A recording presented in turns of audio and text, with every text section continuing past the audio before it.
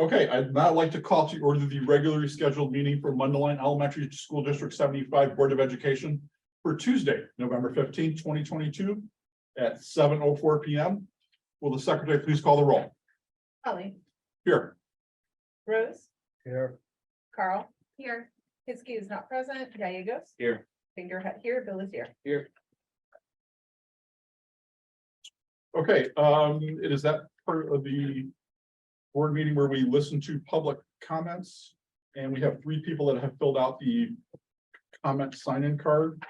So let me remind the people that will be speaking to the board tonight that the Board of Education welcomes citizen input. Citizens are reminded to limit their comments to 3 minutes. And also that matters regarding specific employees or specific confidential student matters will not be allowed, nor will the board respond. So, the first comment, a sign-in sheet I have is from Adrian Nelson. Should I just? Yep. Come on out. No, you're come up to the podium so we can see you. Thank you for coming tonight. Yeah, and happy school board member day. Thank you Thank you. for all you do for our community. Appreciate it. My name's Adrian Nelson. I'm the mother of 2 District 75 students.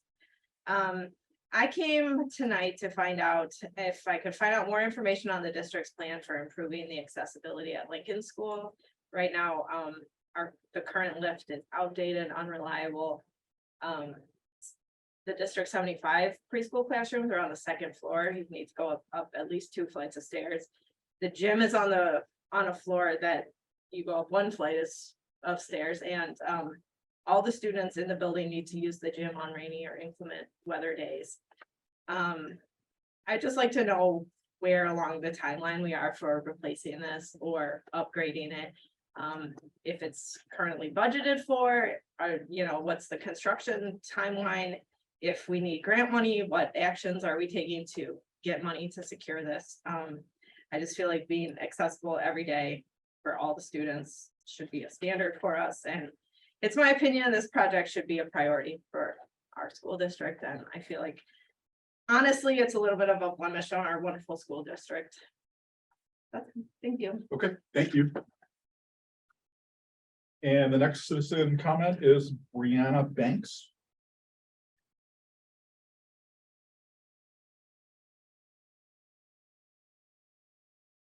Thank you. And you said my name right, so thank you. Thank you for coming. Thank you. So I'm a teacher at Lincoln as well, and I'm commenting on the same issue as in the wheelchair stair lift. I just wanted to make sure it was brought to the board's attention, that you have the attention of the wheelchair stair lift, that it is, we've been told it is in compliance. It has passed inspection, but the parts are out of date and they can't be ordered. We've been told that new parts can't be ordered for the lift and it needs to be replaced entirely. So we would like to know hope that you are supporting us in getting this done in a timely manner. Because according to ADA regulations, anyone entering the building has to be able to get up to the 2nd floor. And we cannot guarantee that the lift will work every time that we need it. And we need to use it daily for our students. It is something that needs to be done. I've personally been wheelchair bound for a short period of my life, and going into a building that is not wheelchair accessible is very frustrating and heartbreaking. And I would just hope that the board is there to help support us to get this done in a timely manner, and is there to support us when we need the money to get this done. Thank you. Thank you. I will just say that the maintenance department is aware of the situation. And like you talked about, it's been in compliance. When they've tested it as worked, unfortunately, there have been times where it hasn't worked, I know, and that's been a real challenge. But we're definitely aware of it. We were made aware of it. Dr. Meyer sent us an email, so we were aware of the situation, but we appreciate people coming in and voicing their opinion. That's always a good thing. And the best I can tell you is that they're working on it. It could be an issue with getting a new lift just because of the way the world is right now, but we're definitely working on it. It's definitely, I can't say it's a priority because of what I just said, but we're definitely working on it. And Dave Zaremba, who's the head of our maintenance, is aware of it and definitely working on it now. So just so you know, okay. Okay, and then our last citizen comment tonight is Jillian Flesh. And Jillian, did we get a copy of your letter too? Is that what we have here? Yes. Excellent, thank you.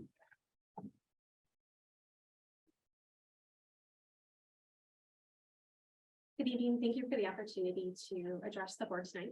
My name is Jillian Flesh. My daughters are in second grade at Washington Elementary School. I would like the board to consider allocating additional assets within the classroom at Washington to assist with our students' social and emotional development pursuant to policy 665. Additional assets can provide an extra level of support for a learning environment where children feel respected and valued and fosters optimal mental health and prevents risk behaviors for students. We've experienced, several support calls this year in our daughters' classrooms. The support calls are regarding disruptive or potentially dangerous situations our children encounter when attempting to work through strong emotions within the classroom. These calls range in severity of the situation and the response from the school's personnel. Some instances do involve the removal of children from the classroom for safety reasons. This does create a gap in our children's ability to learn without disruption and fosters a sense of fear for the school day.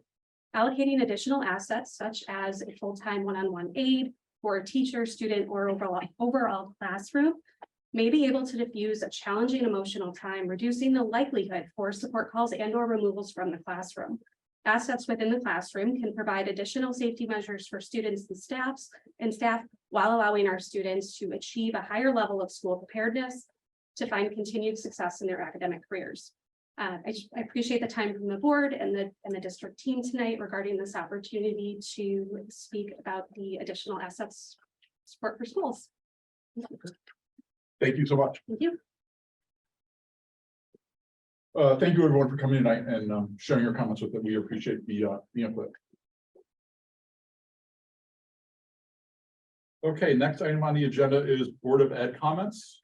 Anyone have anything for the good of the group?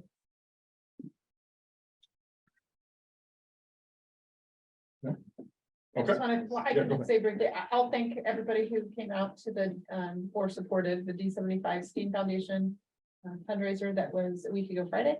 It was very well attended. It was at Rosati's, and I appreciate everybody who either sponsored a horse or, bought tickets and came and attended. It was a fun event, and it was nice to be able to do it again after not being included the last couple of years. So thank you for the support. thank you. Next up is the District 75 reports, and the first report is from the business office. So we're going to get to hear from Tia again. Good evening. The first item on the agenda is our resolutions regarding our bond issuance and BINA hearing. In order to issue our bonds, we're required to adhere to two statutes. One is the school code that requires the backdoor referendum offer a 30-day period for the citizens to petition the district to actually put this on the ballot. The second is the BINA Act requirement that we actually hold a hearing stating that we're actually intending to issue bonds. So tonight, what we're coming to you for is the actual passing of those two resolutions. And we will come to you in December with the final financing options, as well as holding that BINA hearing. Are there any questions? Do we have any updates on the cost of the project that we're looking at? Because I know that one of the reasons we didn't take any action at the last meeting was because we were unsure about some of the numbers. Correct. So what we have planned for with this option is that we're bonding 4.5 million. The remaining, which was, I want to say it was it totaled 6.4 million. I want to say that remaining part is going to be paid for 1.8 from our ed fund, and the remaining, if it's needed, will come from site and construction. So that site and construction is our savings account that we use for fixing our buildings if something catastrophic happens. Obviously, we don't want to dip into those funds if we don't have to, but that is at least our backup plan just in case we enter a situation where it comes in more than we anticipated. Okay, thank you. Thank you. Anyone have any other questions for Tia on these two items? Okay, thank you. Thank you. The next item on your agenda is the resolution to adopt the levy and file our certificate of levy. All of the documents you have are standard documents that we file each year. The exception is that this year, the state is now requiring that we issue a statement of our cash balances as part of this process. I don't understand why they're requiring it, but they're requiring that as part of our process. So that is a change that you will see in your resolutions. Other than that, this is our standard resolution process. I'm happy to answer any questions you might have. Okay, No, we're good. Thank you. thank you. Specialized transportation. I think we have, yep, a PowerPoint for that. So, Dr. Myers asked special education and the finance department to come together and to take a look at some of our routes, specifically our special education routes, to see if there's a way to maybe bring that in-house. In doing so, we have identified 3 routes that cost us more than $200,000 per year. If we look at the cost here, or close to $200,000 a year, that's our normal cost for these routes. If we take a look at what we're proposing for this year, we're proposing obviously half the year at the normal rates.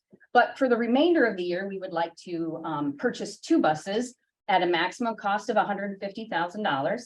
We have annual costs and filing fees that we anticipate, as well as the staff needed to actually run the routes. All of that put together creates a deficit in the first year, obviously not a cost savings in the first year, and that is because of the equipment purchase. If you look over the next 2 years, we are saving $77,000, $83,000, and $89,000 for a total of $136,000 saved over basically a 3.5-year period. These are conservative estimates, but it also gives us the opportunity to do a couple more things back to the shared services. So these routes, we're going to also look and see if the 2 buses and the drivers can maybe assist the high school in any way. If that happens, that will provide even more cost savings to the district. Lastly, if we have 3 people on staff running 2 buses, you need the 3 so that if you have someone not show up, you still can run your routes. That 3rd person can be used as a backup for our lakeside drivers who are consistently running into situations where they don't have enough drivers. So that will also provide us cost savings and an opportunity there to use somebody who's potentially not going to be used. So all great opportunities coming to us. Tonight, we're asking for board consensus to go ahead with the purchase of the 2 buses and to begin to draft the job description and hire the staff required.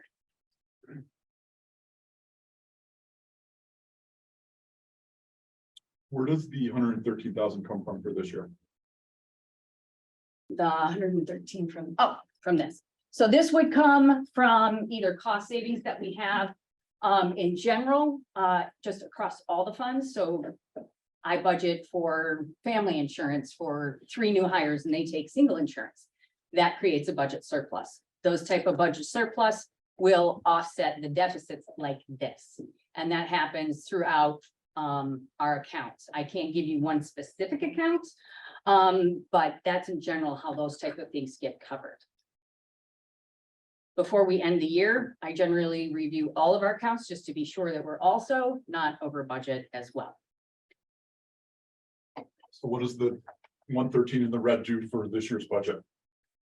This year's Correct. budget or actuals, so there's a difference. So our budget didn't have $113,000 surplus to work within it, but we have to budget for those things that may happen, right? We may have a special education student move in district. So we plan for one because generally that happens.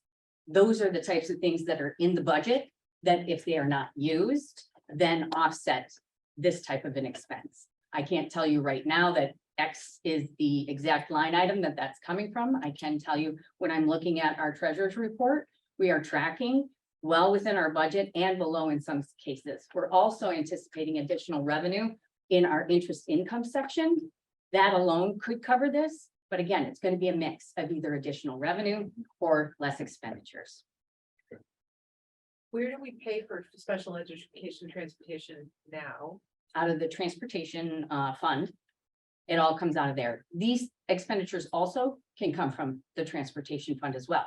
And the transportation fund, once the money is designated in the transportation fund, it's not something that can be used for anything else. So this is, again, a great opportunity for us to use some of those funds, especially from COVID, where we weren't running the routes, but we still had to pay them and we got reimbursed from the state, that created a little bit of a surplus there. So this is that type of use that created a fund balance in Fund 40 that we can then use for this. Fund 40 is the transportation fund. Right, do we currently have a contract, is it with Lakeside for special education? Yes, well, our contract with Lakeside, when we bid out our routes and it's our route costs. When we do our bid comparison, we estimate our routes, but they are not bidding and our bid does not require us to have 3 special education routes, because what happens if next year we decide to eliminate one? So our bid requires that if we use them, we pay that fee. We're not going to use them. We don't owe them any fees because we're not going to use them. We're not guaranteeing them any fees. We just stop paying them and start our own route. If that makes sense. Okay, so we're not breaking any contracts, Nope. because I know we do a contract on an annual basis or biannual basis to have the transportation. And- cost. So and- I'm just trying to figure out the mid-year, since we're doing it mid-year, if there was any impact to us, but I hear you saying that there's not. Nope, we can stop at mid-year. It does not impede our contract because again, we're not guaranteeing any routes in our contracts to them. Why is this something we didn't do before? Why? Because I know we have not in recent past had a bus to do this, right? Well, I think that transportation costs themselves have skyrocketed, including gas prices, which put this on our radar, okay? And then gave us the opportunity to say, is this a place where we can save money? It just hasn't been looked at because it wasn't necessarily on the radar. They weren't standing out that much, but this year it did, especially with the 2 increases that they gave us. And so we took a look at it, to say, where can we save money? Where do we store 2 buses? Because right now we don't have to store the buses because we don't own them through Lakeside, right? Correct. I asked David Zaremba, that's what they are going to be stored over in 2 spots that are reserved over by their O&M section of Carl Sandburg. So there is a place for it. We have a plan. How confident are we can staff it? I mean, like what, hey, I'm sure there's, My understanding is we have 1 person already interested. Okay. The I know dual- there's a shortage with school bus drivers. I know. Yeah, and the other thing is if we can offer like a set schedule that maybe we can attract those people so they're not relying on routes that could change. You know, it's school district with school district, support behind it. Can any of this be covered by IDEA funds instead of transportation or those? If we did IDEA funds, then those buses are only allowed to be used for IDEA. So no, we're gonna be using our funds and we do have fund balance in the Fund 40 for this. And would this allow us to use, since they would not be specified for IDEA, then we could use them for other uses that may come up? Correct, even if we needed it for an evening trip. We are looking at wheelchair buses, so they will have a wheelchair bus, wheelchair accessible, both of them. And then I believe we're looking at 15 passenger.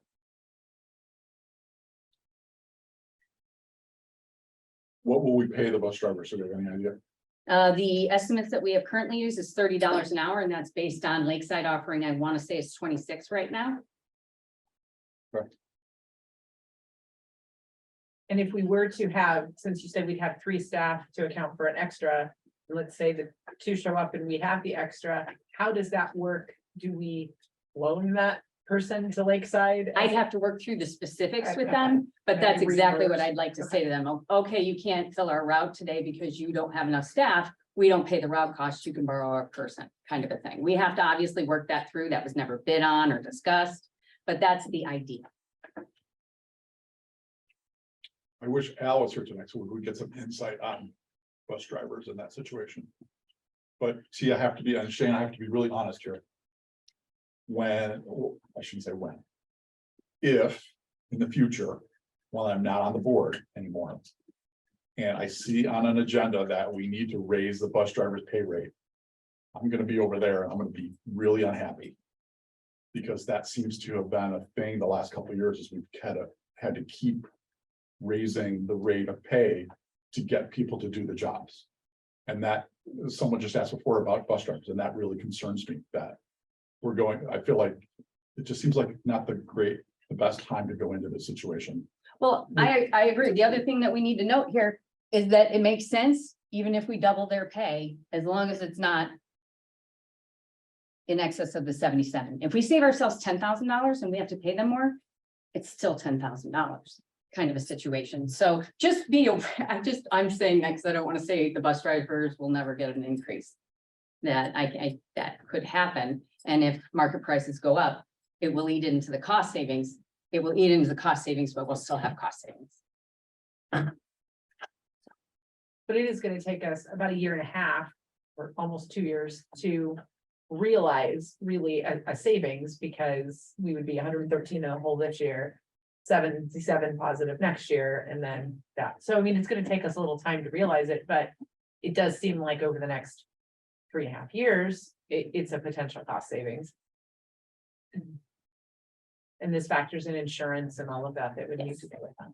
What would the cost savings be increased if it was a shared service initiative right away and District 120 was also utilizing that?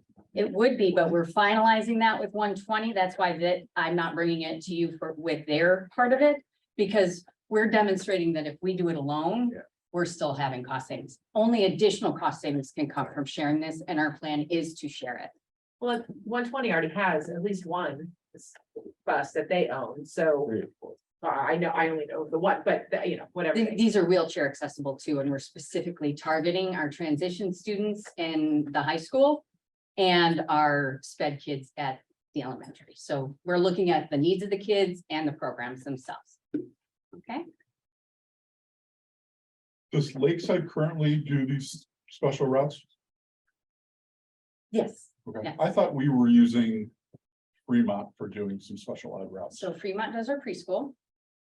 The 3 routes we're discussing are for Washington, MG, and Carl Sandburg for special education students alone. We also utilize cabs for our special education students. I believe we also do have an agreement for a different route to work through Fremont as well. So we utilize different pieces and parts of many different transportation companies. Dr. Meyer said something about maybe possibly saving money with cab usage. If these buses could be used for that replacement. Yeah, we haven't done the analysis for the cabs as well, because we found cost savings with just our 3 routes alone, but we will be doing that. You know, go ahead. I know that we use That's- entire cabs daily for Right. transportation routes. Right. so This could offset that potentially. Yeah, that's why I brought it up. because So we can look at the different routes for special education. So we've kind of looked at the special education AM routes and PM routes. So like T said, but also just staggering times, knowing there'd only be X amount of buses available. We could also route kids. If we had multiple students going in the same outplacement, we could route them. But like just looking at the cost effectiveness, and then it could vary, but this was a good spot for cost savings first. And then as far as a shared service agreement, obviously we wanted to start here because it would start here essentially. But this would be extremely beneficial as we work through our middle of the day. A great way that we could collaborate with the other partner with 120 is the middle of the day, our job sites for our participants in our transition programming, high school programming. So there's a lot of transportation things that happen during the school day for special education within the high school that could actually be quite well supported through this fund. So then that would also offset the cost. That's why you're seeing, like T said, it's very specific to us right now because that's step 1, but knowing that there would be a big cost savings in that collaboration. Does that help too? Mhm. Okay.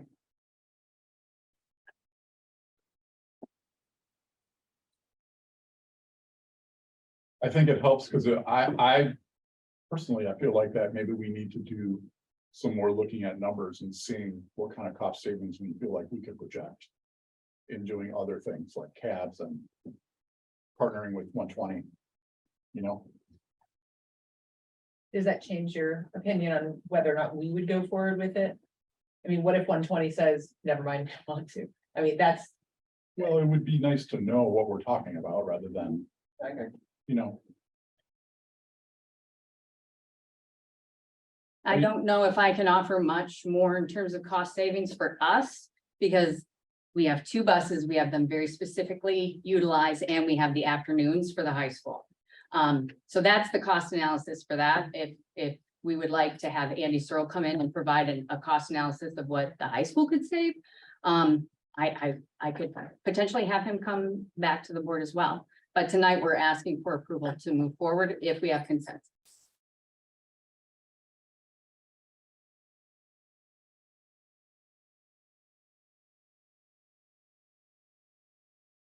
Anything else for Chief? Okay, thank you.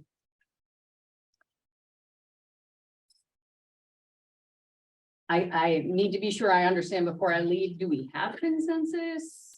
Because the topic is not coming back. So I need to understand where to go from here. So, Well, I think it's the board's decision whether or not this topic is coming back or being approved tonight. well, no, I'm saying we don't have any action items. So it's on for right now. And it's not slated to come back. Okay, But tonight it it is an action says, item. except superintendent to purchase 2 minibuses and hire 2 drivers. Oh, okay. I apologize. Thank you. So I think we'll figure out the consensus when we get to the motion. Next up is teaching and learning.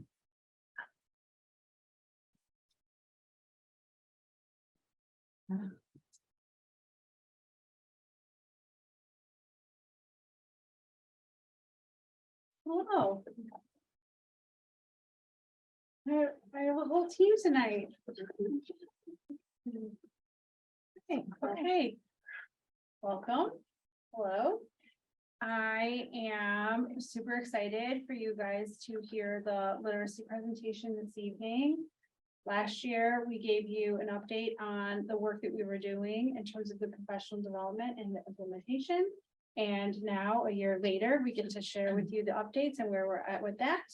And then Cindy, in a little bit, is going to be able to show how that is impacting our data.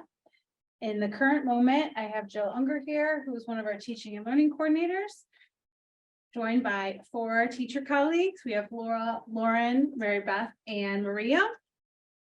And they are going to go over the presentation. If you have questions in the middle, feel free to ask. If you want to wait and ask questions at the end, that works too. All right, Jill, take it away. Thank you, Zach. Okay. Good evening, everyone. We are in our 3rd year in our journey to improve literacy in District 75. Everyone in the district is dedicated to this work.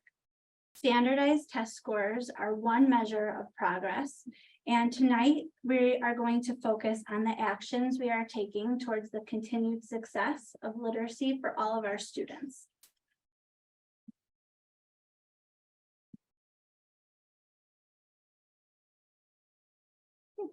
This is our agenda for this evening's presentation. And I'd like to begin by sharing the responsive curriculum and instruction improvements for this school year. So this year, we are really refining and enhancing some of our work from last year. And in this portion of the presentation, I'll go over that. And then later, I'll explain our new areas of focus.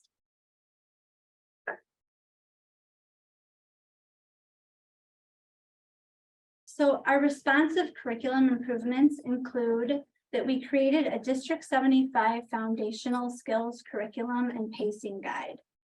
This provides consistency and guidance for our instruction of these foundational skills, and it also provides benchmark information for interventionists and special education students that are also supporting students with these skills. We integrated shared reading into our kindergarten through 2nd grade reading curriculum. And shared reading is an instructional tool where teachers are able to teach concepts about print, build language, vocabulary, and give students repeated exposure to text, which helps them process text in new ways. We've also integrated grammar instruction into our kindergarten through 8th grade writing curriculum. And this was based on feedback from teachers and their observations that this was an area where our students really needed some more explicit instruction. So we worked to put this, explicit lessons and instruction into our writing curriculum. We also developed a literacy handbook for pre-K through 8th grade. And this was given to every teacher and literacy specialist in our entire district and is completely customized and personalized for the pacing and grade level content that they are working with. And we have a few examples of what these literacy handbooks look like. Dr. Castore is going to pass them around.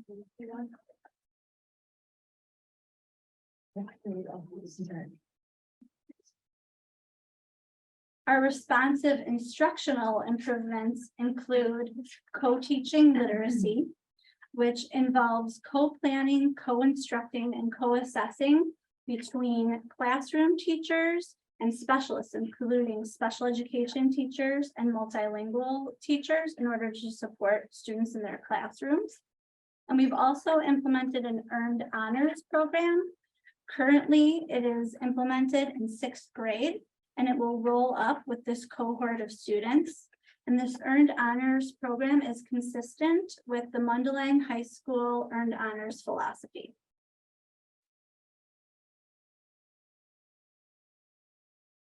So now I'll shift to some of the literacy professional development that we are providing this school year. Some ongoing literacy professional development to build on what we began last year is to refine our assessment practices. We are working with the Fountas and Pinellas benchmark reading assessment, and this year we're really honing in on the accurate scoring of our reading benchmark assessments. We are also working with Dr. Laura Ascenzi Moreno, who is a biliteracy expert, and she's working with our teachers of bilingual students to help create responsive adaptations to the assessments so we can really get down to finding out what our students need to know and how we can support them through our instruction. We're continuing with our Orton Gillingham phonics instruction, and this year we've really increased the rigor of the instruction in 3rd through 5th grade. We are working on teaching morphology to our students. We've been able to differentiate our curriculum and our instruction to meet students' needs. And we are also supporting new teachers as they come into our district with this teaching tool and method for teaching phonics. We're also working to maintain and enhance Readers Workshop teaching. So our Readers Workshop practices include interactive read-alouds, mini lessons, small group reading guided by a teacher, independent reading and practice, all through a gradual release model, while being part of an environment that is rich and engaging and full of literacy.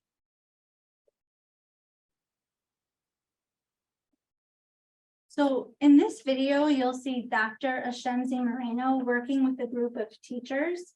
And in this video, she's really explaining the importance of an assessment is not to just get a level or a score, but it's really sitting one-on-one with the student, getting to know them and figuring out ways that we as teachers can support our students in their learning. About what this child is like, and when she listens very carefully or very precisely what the child can do. And I think that's what the opportunity for reading is to really sit next to someone and to really understand them. And sometimes we lose touch with that. That's what our assessment is doing, is to really get to know someone. And here's my former student. Okay, one of our main focuses for this school year is small group reading instruction. And Mrs. Orlick is here. She is a 4th grade teacher from Mechanics Grove, and she is going to tell us about what that includes and what it may look like in her classroom. So our small group reading instruction allows us to differentiate our instruction for the different needs of the students that are in front of us. We have 4 components that we use, one of which is the foundational skills. And our goal then as teachers is to have a small group of students, they're sitting in front of us, we're looking to see, can they apply some of the decoding skills that they've done or learned about in other aspects of our reading block? So they'll sit at my table, I'll listen in to maybe one of the students read, I'll notice, okay, we're trying to sign out through a word, but they don't know their vowel teams. So I make note of that. I can use that as information and pivot my instruction to, that's something I need to touch base on with this student. I might see many students need it and decide to flexible my groups in ways where then I pull another group of students who have the same needs. So I'm looking to see if after they've done something in the reading block, where are we at with it and where do I need to go as a teacher to help them? The guided reading piece, our goal is to move them to the next overall reading level in their comprehension. So when I'm in a small group setting with a group of students, I'm looking to really look closely and think to myself, almost in a prescriptive way, what do they really need? Do they need comprehension? Do they need context clues? Are they working on their accuracy? What do I see and how can I respond to what they need to move them to the next level of reading?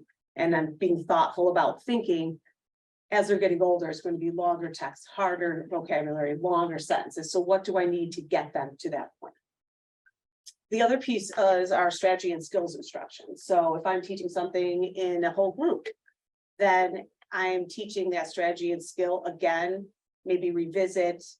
For example, point of view. If we're teaching point of view, then I will go and look a little bit closer at that in my small group reading. I'll help them get to the point of what are we doing? Why are we doing it? And how do we do it so that we can be successful, not only in a small group, but when we leave the small group as well, we can use those skills and transfer into other settings and scenarios. Our last piece is book clubs, which is beloved by students and teachers alike. We love this because students really get to interact and discuss text.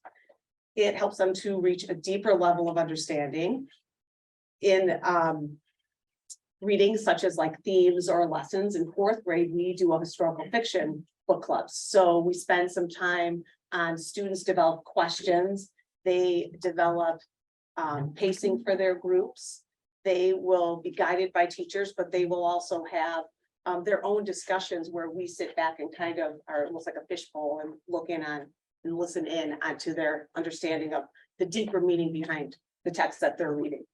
So all of the components of our reading block kind of get pulled into this small group setting and is individualized to the students that are in front of us. Thank you very much.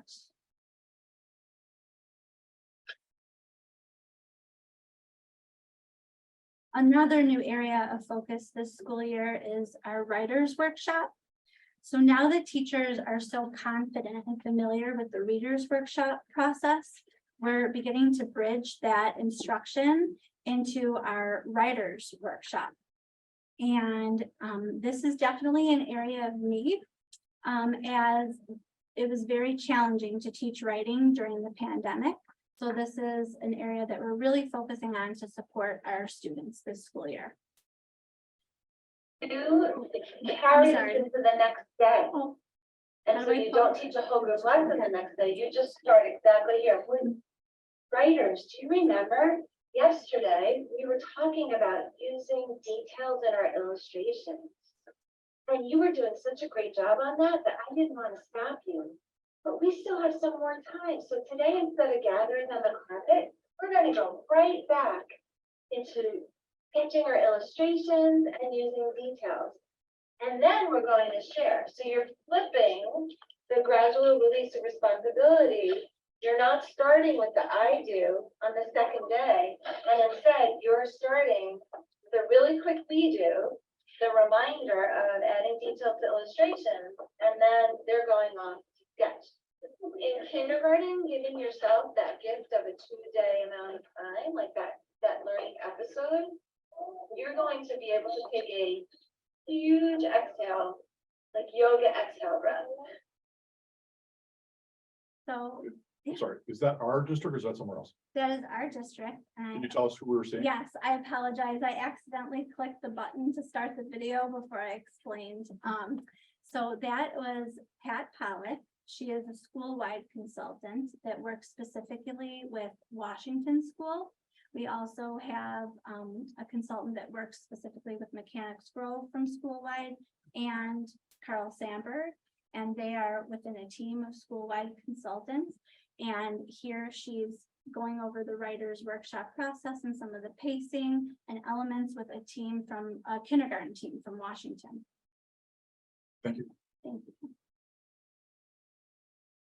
So now Mrs. Villalobos will tell us about what writer's workshop looks like in the classroom and a little bit more of what we might see in this type of instruction. So the writer workshop follows the same gradual release of responsibility as the reader workshop does.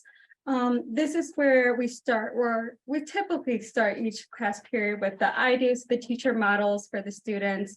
Then we do a we do it together as a class. A you do, you practice with a partner, and then you do alone. This allows the students to have plenty of opportunity to practice those skills before we have them do it on their own. And it also allows them to ask questions as we go through each example.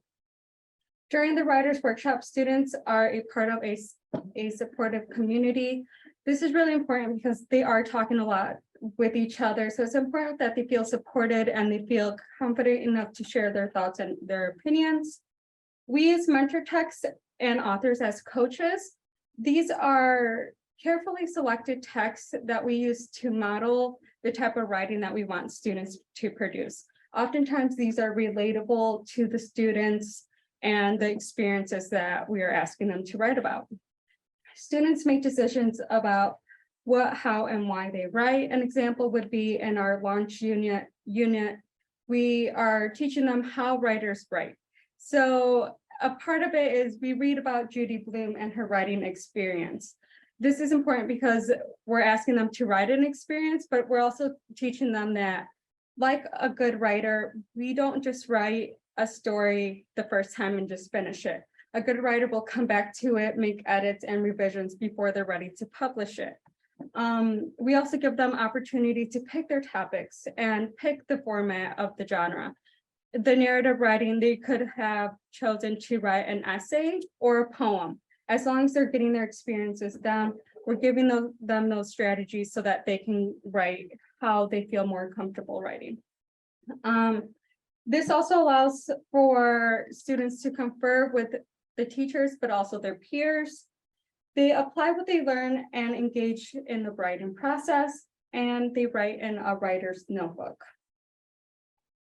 Thank you very much.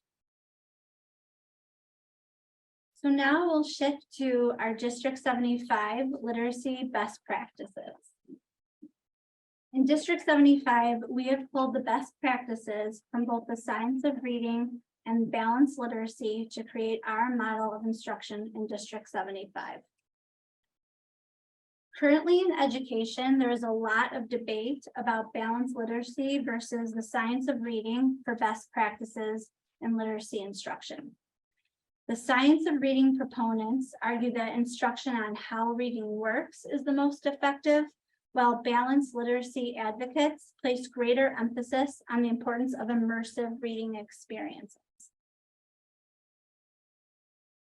Both of these best practices are at work in District 75, and this slide focuses on how reading works and what instruction we provide to support students in that.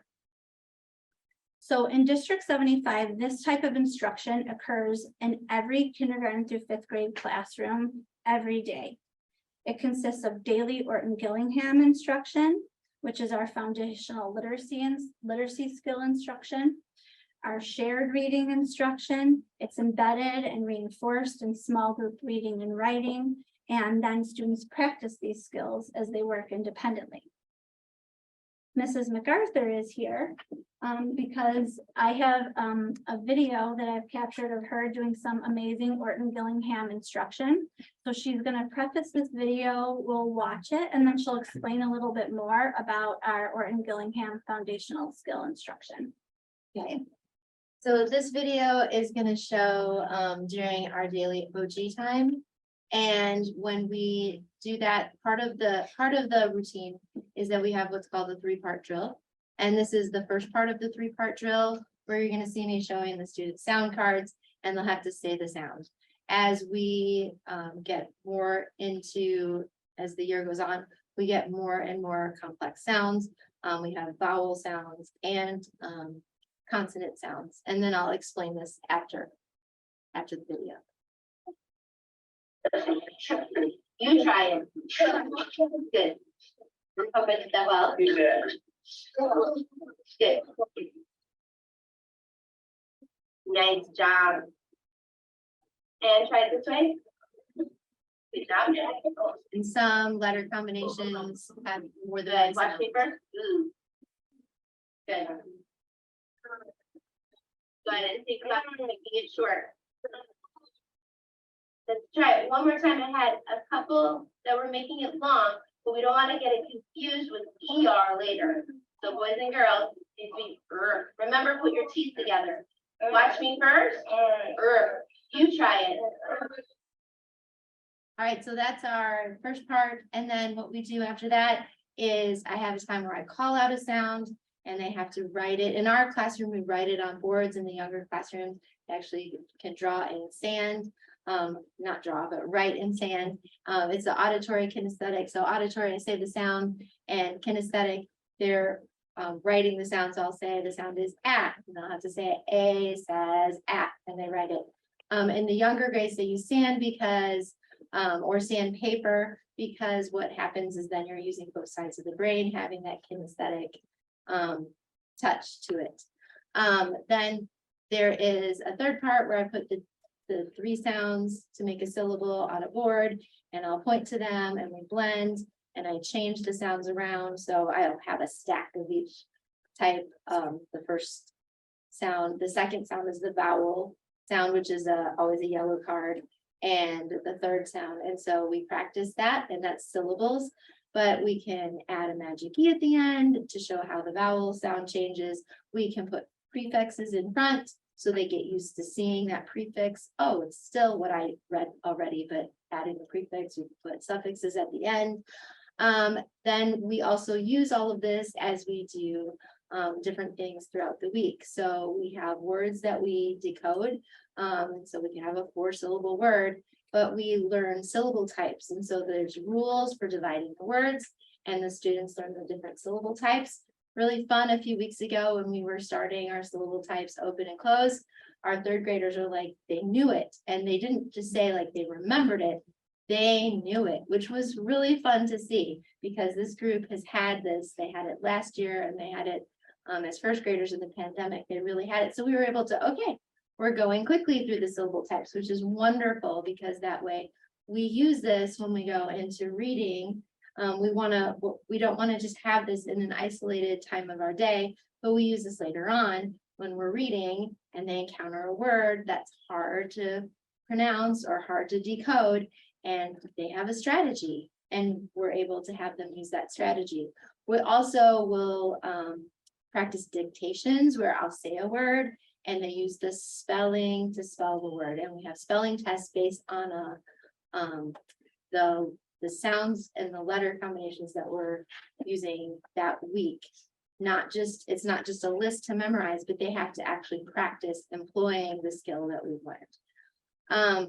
Another thing that's great is in the older grades, we're doing what Ms. Unger said was morphology. And so we're learning those prefixes, those suffixes, the root words, and we're also able to put those in cards on a blending board. And so practice, it just becomes a common practice to start noticing those patterns and being able to decode quickly.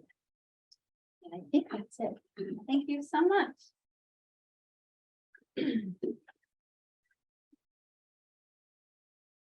So in addition to teaching about how reading works, we also provide an immersive reading and writing experience in District 75.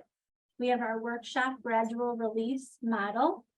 We expose students to a variety of genres and rich literature, and we're developing their reader's identity while continuing to expand their horizon and expose them to different types of texts. We're also helping build their language and literacy skills as we go through our program. So in our district, We want to do more than build readers who can just read the words on the page. We want readers who can explain what they're thinking, transfer their words into their writing, appreciate and explore literacy, and overall love reading.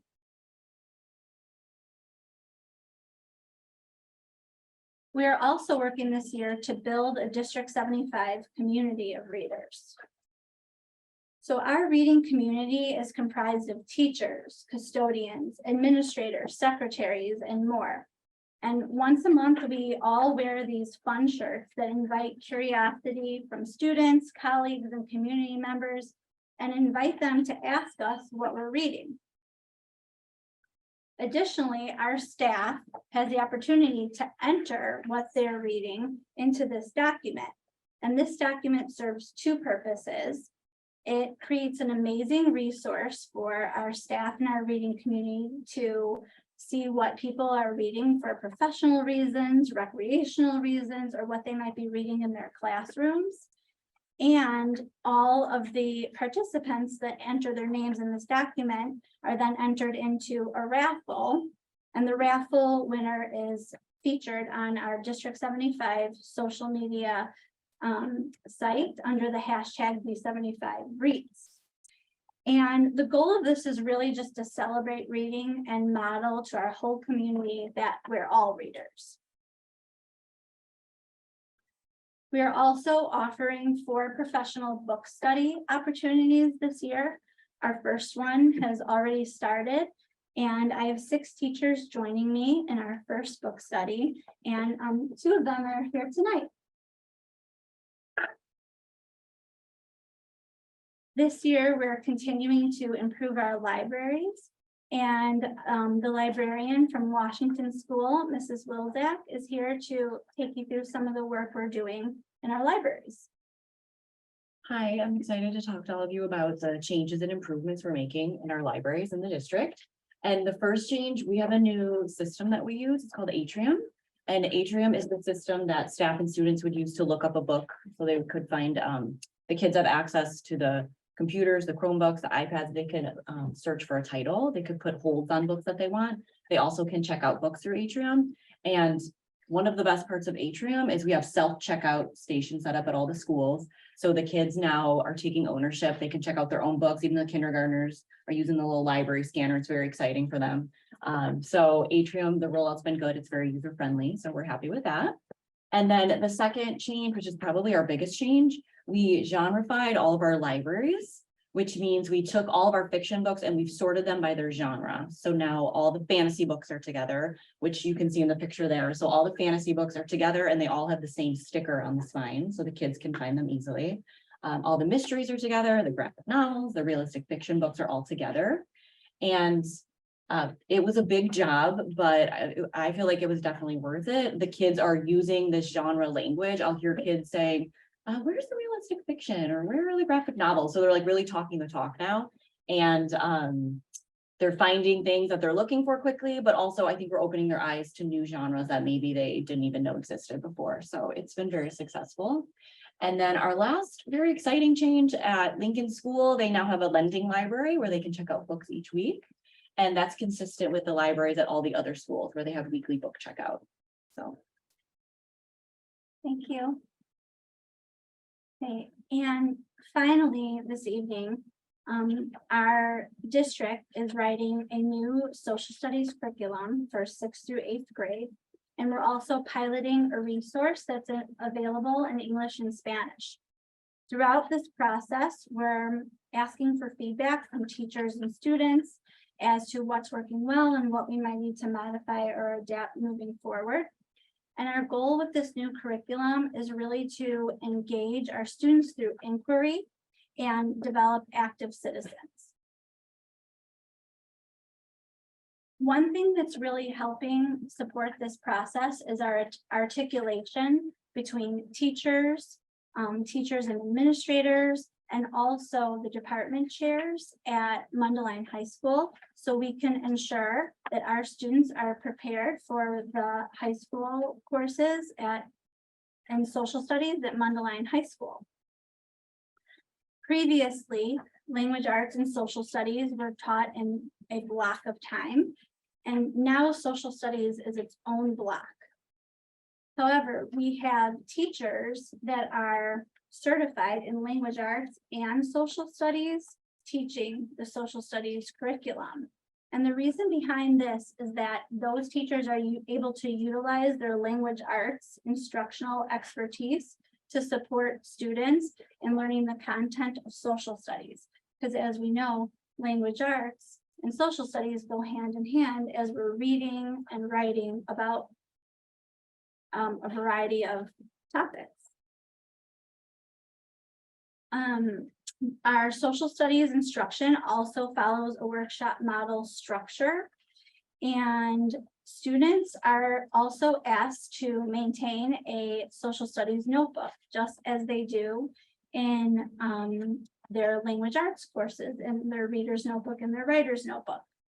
So this image was taken from a student's social studies notebook, but it can just as easily describe the commitment from our district to improve literacy. We eat, sleep, literacy or social studies, and repeat.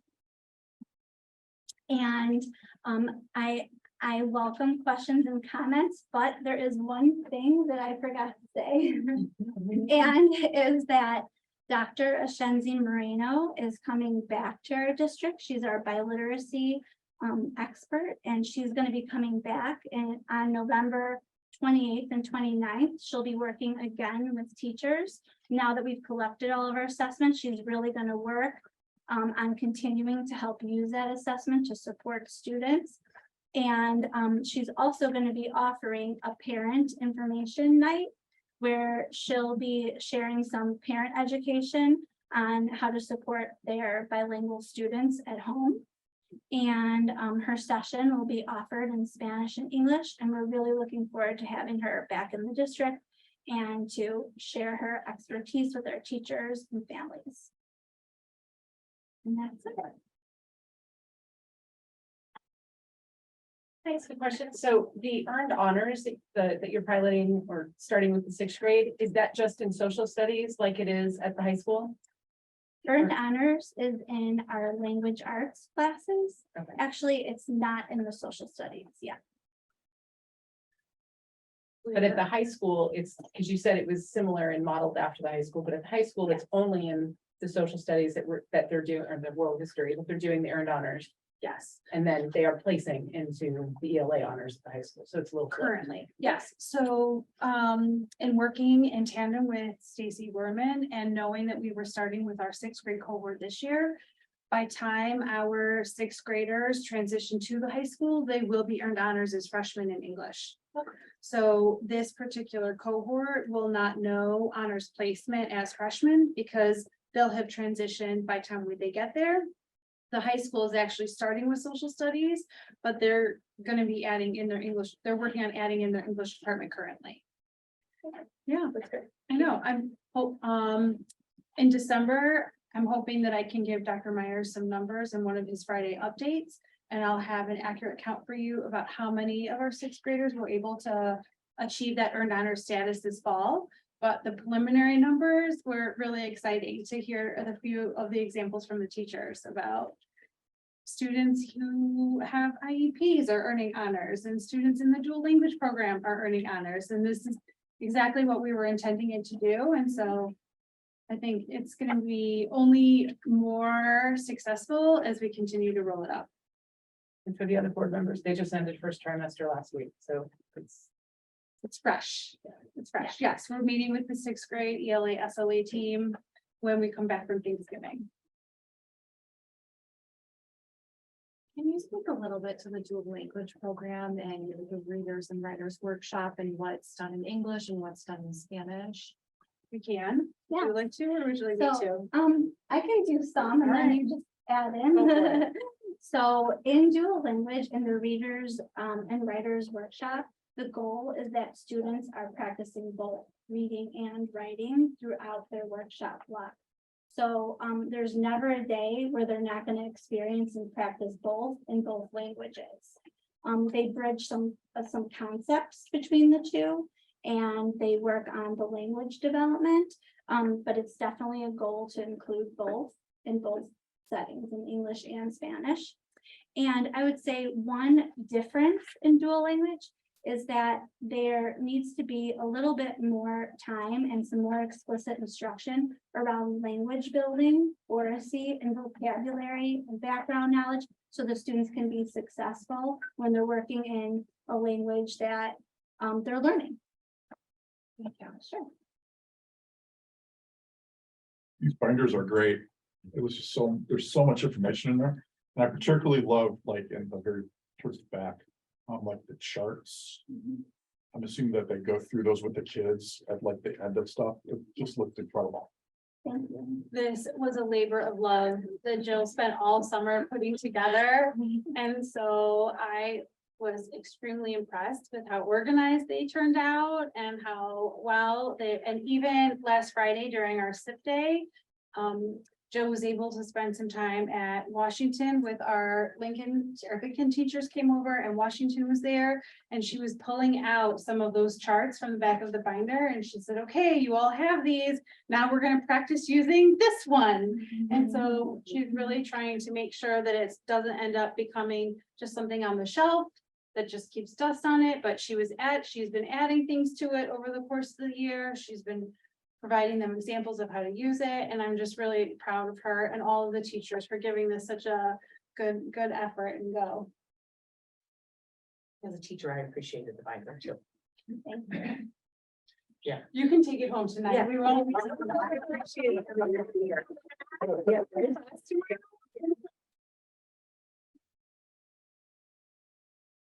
Any other questions? I just have a random general library question, and maybe this is just the differences between the schools, but I was under the impression that this is more like an MG, that we were doing more classroom libraries at MG and not really doing like the central anymore. So does that depend on the building you're in, or could someone just shed some light? We're doing both. Well, okay. Yes, because classroom libraries are super important for the students to be able to have those book bags and have things that they can use in the classroom to practice as they're going to their strategy groups and their small group sessions. They need books at those instructional levels to use to tease out skills and strategies. But that idea of still being able to go to that literacy hub in the center of the school and be able to check out books that are in the fantasy genre or you know, we still have a lot of intermediate students who adore Elephant and Piggy, which they're typically not what they're going to be using for lessons, but they're still just fun to read. Yeah, and just to add on to that, our classroom libraries are most commonly organized by genre or topic, so it's easy and natural for the students to go find books in their classrooms. And with the library now shifting to this genreification, it's just making their transition from what they're looking for in the classroom to what they might be looking for in the library more consistent and natural. And then it's also going to be consistent throughout the district. So students know what they can expect when they're walking into the library and where to find their books. Yes. The high school does not have unicorns on their fantasy section, but there is a fantasy section. They have their genreification labels on the end caps of all of their stacks, and they're just plain colors. And then what do we do at Sandburg? We're also doing the, yes. Okay. Thank you. All three of our librarians have worked together to learn this process, determine what the libraries would look like, determine what genres we're going to have in our libraries, and they've become a really amazing team.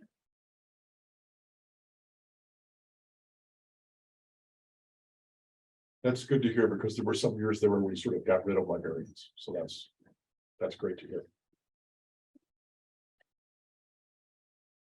I don't think any of them use that, but they all have different. Like Discovery Den and a Right. Yeah. But they're still called librarians, right? Yeah. Okay. Well, I just learned Genreification. Just learned that word today, so. Okay. It's so cool, just to stand back and listen to them present and hearing across all of the buildings that there's common academic language being used among the teachers.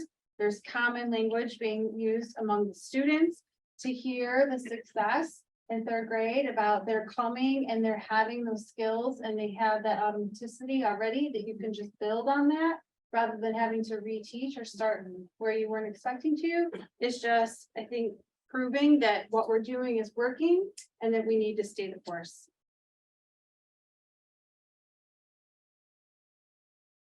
Okay, they have to teach in the mornings. Thank you, everyone. Thank you. Thanks for coming. Grab our. Yeah. that's fair. We'll work it out, because we'll- yeah.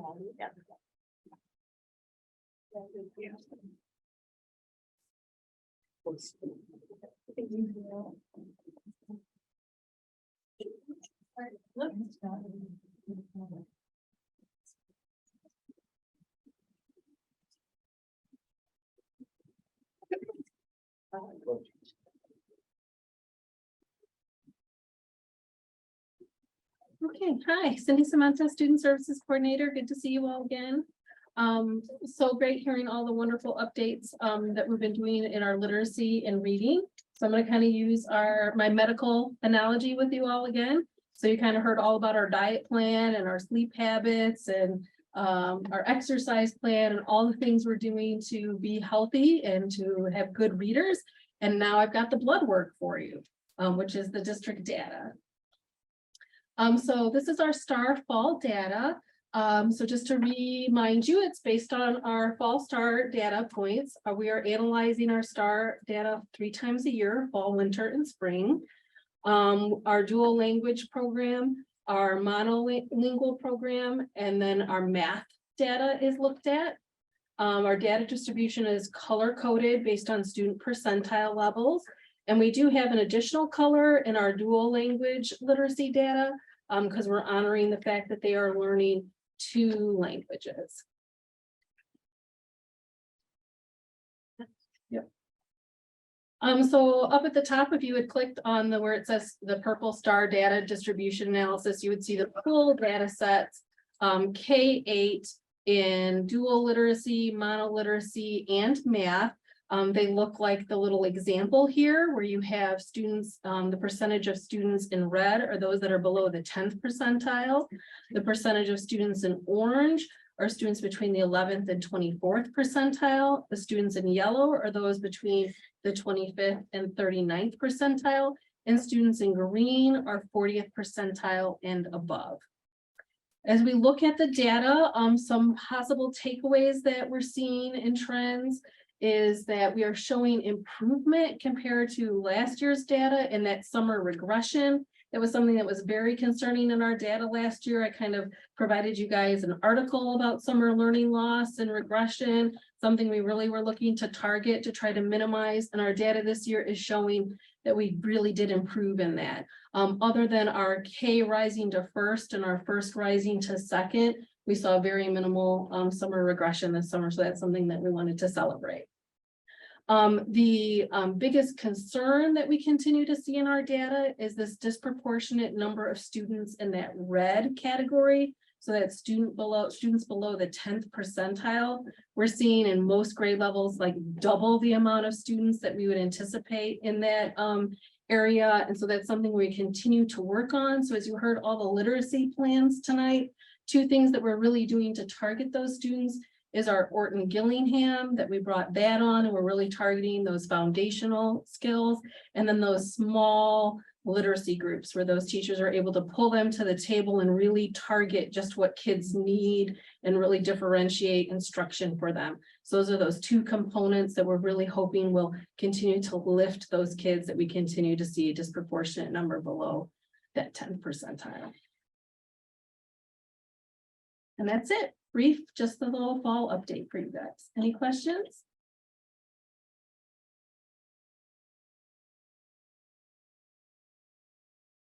So are those numbers consistent from what you were comparing, what you compare in 2021?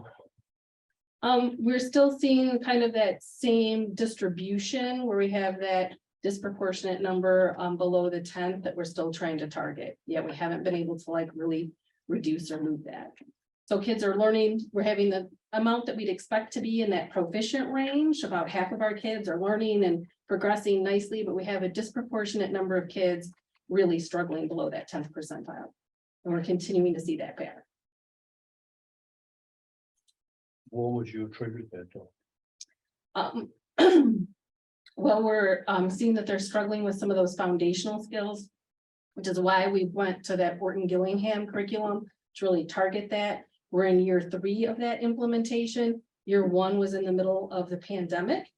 So we had to get real creative with how we implemented it. And then now, so we're really kind of in that second year. So we're hoping we will see that lift over time in that. And then this year, we're really targeting on that small group instruction, hoping to get it. We're seeing that they're coming to us that way. So when they enter in kindergarten, we have that disproportionate number of kids below that 10th percentile. So we've also talked about how can we put ads to get kids to come to preschool, and you know, how can we reach out there and really network to get kids in school earlier. So you mentioned the pandemic and that was having an impact. So would you say that they're still recovering from that time away and what the impacts of that were? I think so, And- especially the younger kids that lost those early learning years, if they didn't have more support at home. They had, you know, parents that were still trying to work and trying to manage that, you know, Yeah. home learning piece. That was no easy task. Because I know we had talked about that in all the conversations. So the red color then will suggest that this is having an impact based on, some of it based on pandemic, but the older kids were able to recover quicker and the green, was that green Yeah. color on the end? Yeah, I mean, we have that disproportionate amount at that 10th percentile throughout our data. It gets a little better the older they get. But that's something we're still struggling to try to really target those kids on the low end. So even though the red is number is high, we're still doing it across the board with everybody. Yeah, so that Orton Gillingham is Yeah. still there for everyone. And then that small group instruction is really the time for the teacher to differentiate. So they can pull those red kids and give those red kids just what they need, and pull the green kids and give the green kids just what they need. So that's really that focus time for differentiation. Thank you. Yeah.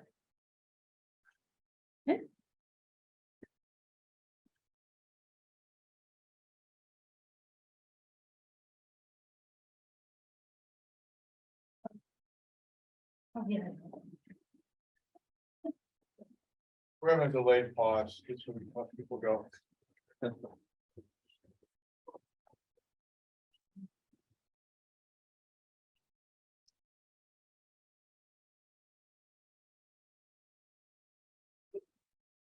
How's everybody doing? We're going to the next report for my section. First item that I have is the proposed calendar. The calendar committee did meet, which is comprised of representation from each of the buildings, from a staff level to an administrative level, and they go through together and try to work out what calendars to be for the next 2 years. What they also did is try to work with, and they did work with 120 as well, and surrounding other pre-K-8 school districts and high school districts to do our best to make sure we're aligning as best we can. So with that, what they're able to come up with and what I have here are the highlights on this form. Once it's approved by the board, we would put it into that calendar document that we're used to seeing all 12 months. The weekends on each end, Sunday, Monday, through Friday to Saturday. So that we have that, we'll make sure the trimester dates are there and be able to highlight them in the color so that we do have that for everybody. But before we went through and did all that, we wanted to at least do it in this format so there could be quick views for everybody that was looking at it. So the gist of the first calendar for the 23-24 school year.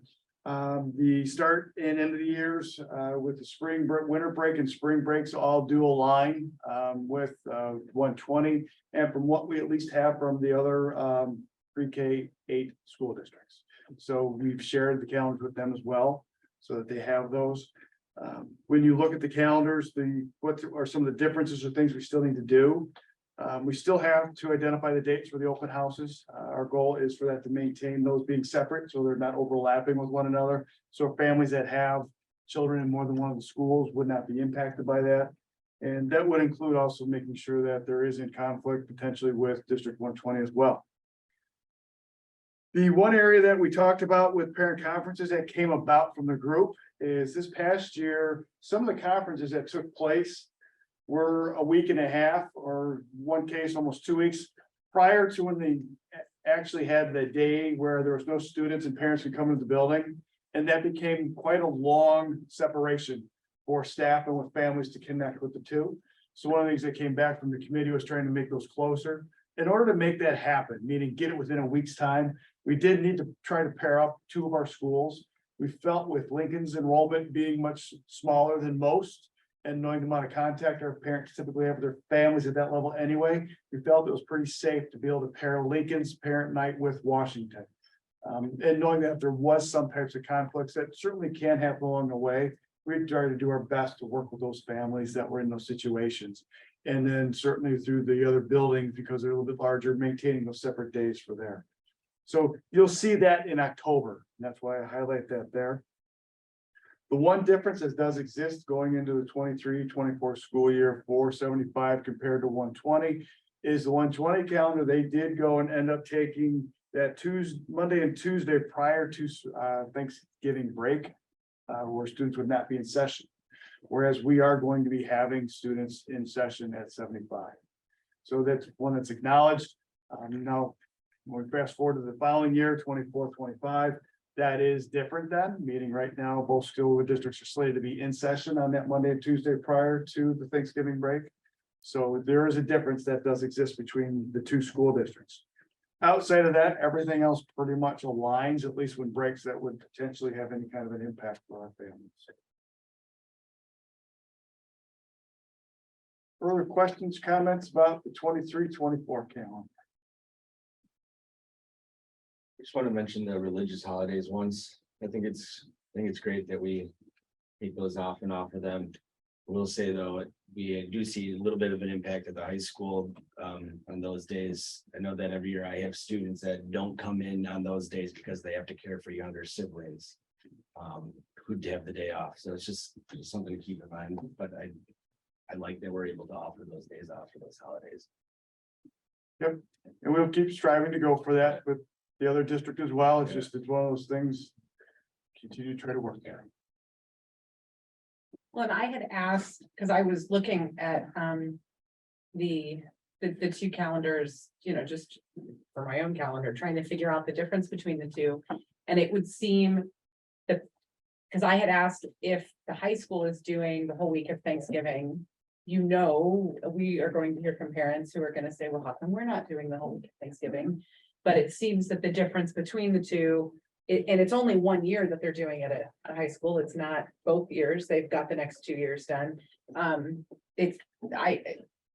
You said it was because of Election Day and Good Friday, because Election Day is only in even years.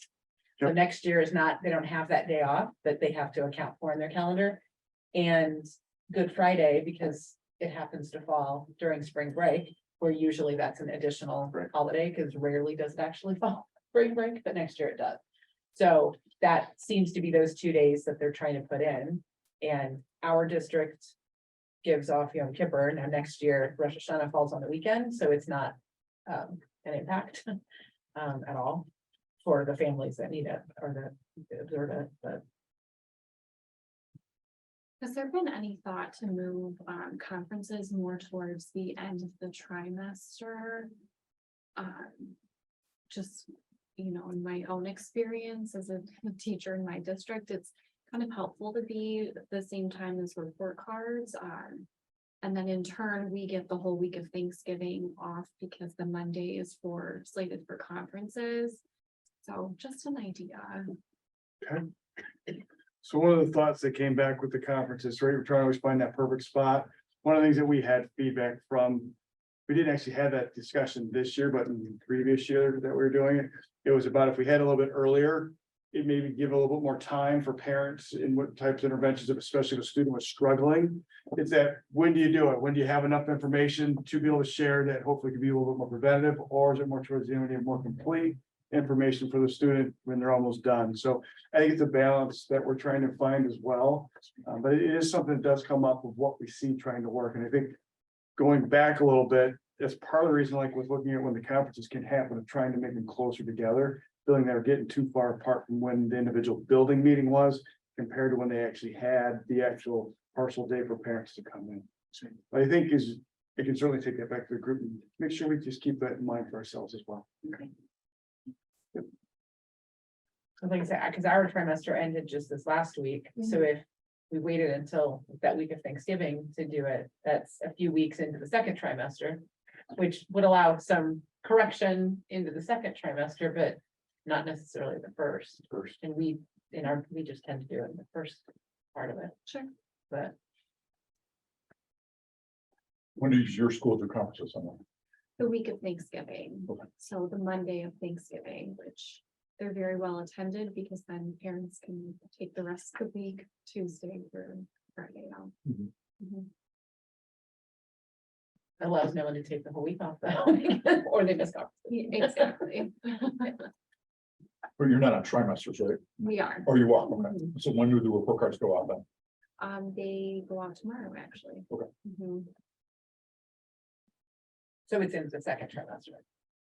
The end of the first trimester. But if report cards go out tomorrow, So we the just. conferences are in a couple weeks, right? Well, next week. Next week is. All right. Monday. Yeah, Monday. Yeah. Okay. So 2 days after report cards are out, 3 days.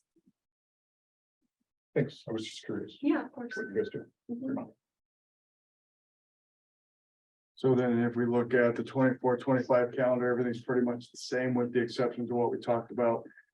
Really with that Thanksgiving week, both school districts, then 75 we'd still be in, no change for us, but it would align with the high school would follow through with what 75 was doing. Everything else is pretty much the same. Start dates, end dates, breaks that are all in place.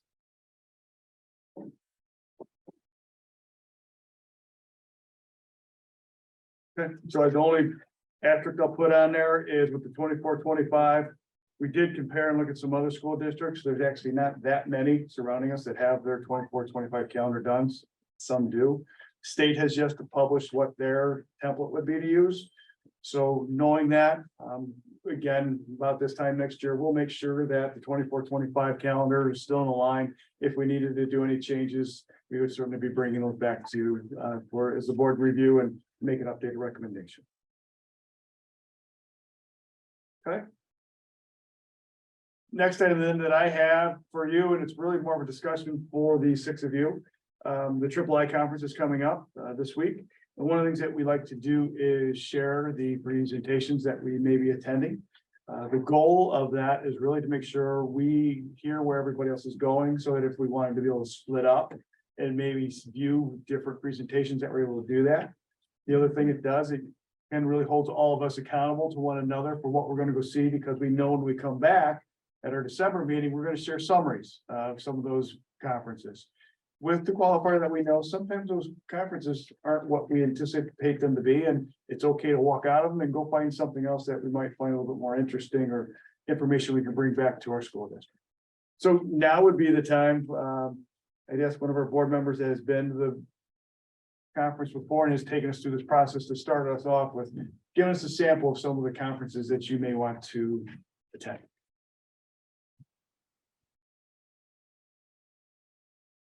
Eric, you ready? Yeah. Please, thank you. I'm gonna try and get down there early on Friday and I'm gonna go to the art of school boarding again. So I felt like I got a lot out of that. My first year as a brand new board member, and I'm kind of excited to go back to it and see what more I can get from it after trying to take what we've learned from it and implement it. So I'm gonna do that at 2 o'clock, and then the general session at 3. On Saturday, I'll start with the second general session then, and some of the sessions I have highlighted are amplifying student voices with a seat at the table. That's talking about including students in school board meetings. Or in some aspects. And then self-evaluation plus progress monitoring equals improved governance. Oh my gosh, at 12:30, I have like 3 different ones selected here. Purposeful outreach, actively engaging a diverse community, just because that's something that I continue to like to work on is community engagement. Create a school community network to improve SEL. I know that the district did a big push for SEL coming back from the pandemic and did a lot of work with that. Seemed like there was a lot of success, so I'd like to see how we could continue that momentum. I also have starred equity starts at the top. At 2 o'clock, got a couple marked down again. I'd like to see re-engaging the community and rebuilding relationships. Again, it's about community engagement. Centering equity as a catalyst for change and stop the shortage, labor and employment considerations. I know that's something that we've been working on here as well. Then at 3:30, I'm interested in seeing there's power in numbers, helping peers with mental health, and recruiting and mentoring future school board members.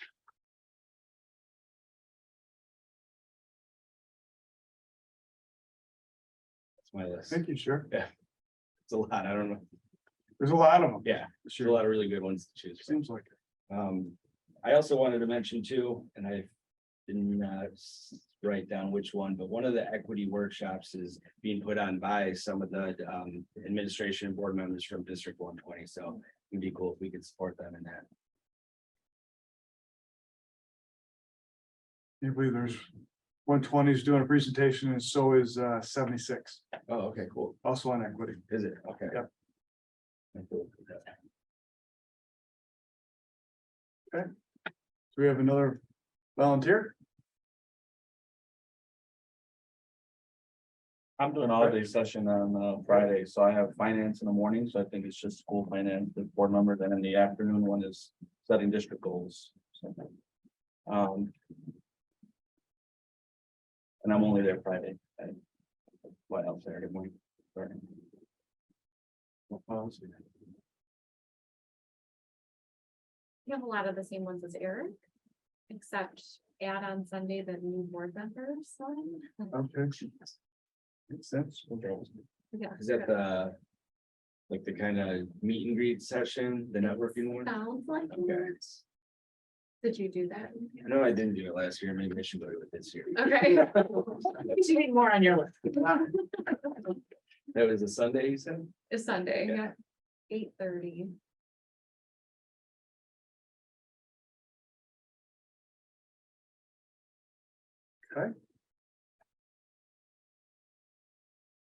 So I as well, is gonna go with the art of school board. And there's a lot of things that we started with it. And I kind of look at it as like, you know, you see a movie for the second time, you see some of the best details. So, it was very interesting and I got a lot out of that, and so hopefully there'll be more to come. And then the first general session on Friday. And Saturday, the second general session, Saturday morning. And then onboarding board members for success. This, I mean, we're gonna end up having an election in April with new board members coming, so this kind of talks about how do you keep new board members well informed and in a position to be effective. Purposeful outreach, actively engaging a diverse community. This is talking about community engagement is important when navigating decisions regarding pandemic redistricting and finances. So these are some of the things that we've been talking about in our strategic planning discussions and even getting future dialogue in place about engaging the community and getting us on board with the community and the community on board with us. And then centering equity as a catalyst for change. That's the District 120. Social justice work in District 120, reforms and equitable practices, reducing opportunity gaps for marginalized students, and there's a moderator that's going to be there that we all know. His name is Dr. Myers.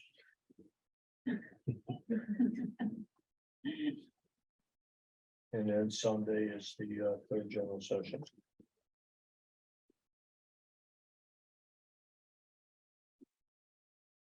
Thank you. I'm interested in Friday morning, making meetings matter. And then in the afternoon, what your superintendent wants to tell you but can't. And then I'm planning on meeting with Kevin later that day. With that one. And then 3:30 general session, and then on Saturday morning, effective superintendent evaluation, since we have been talking about that recently. And then at 12:30 on Saturday is a board president's roundtable.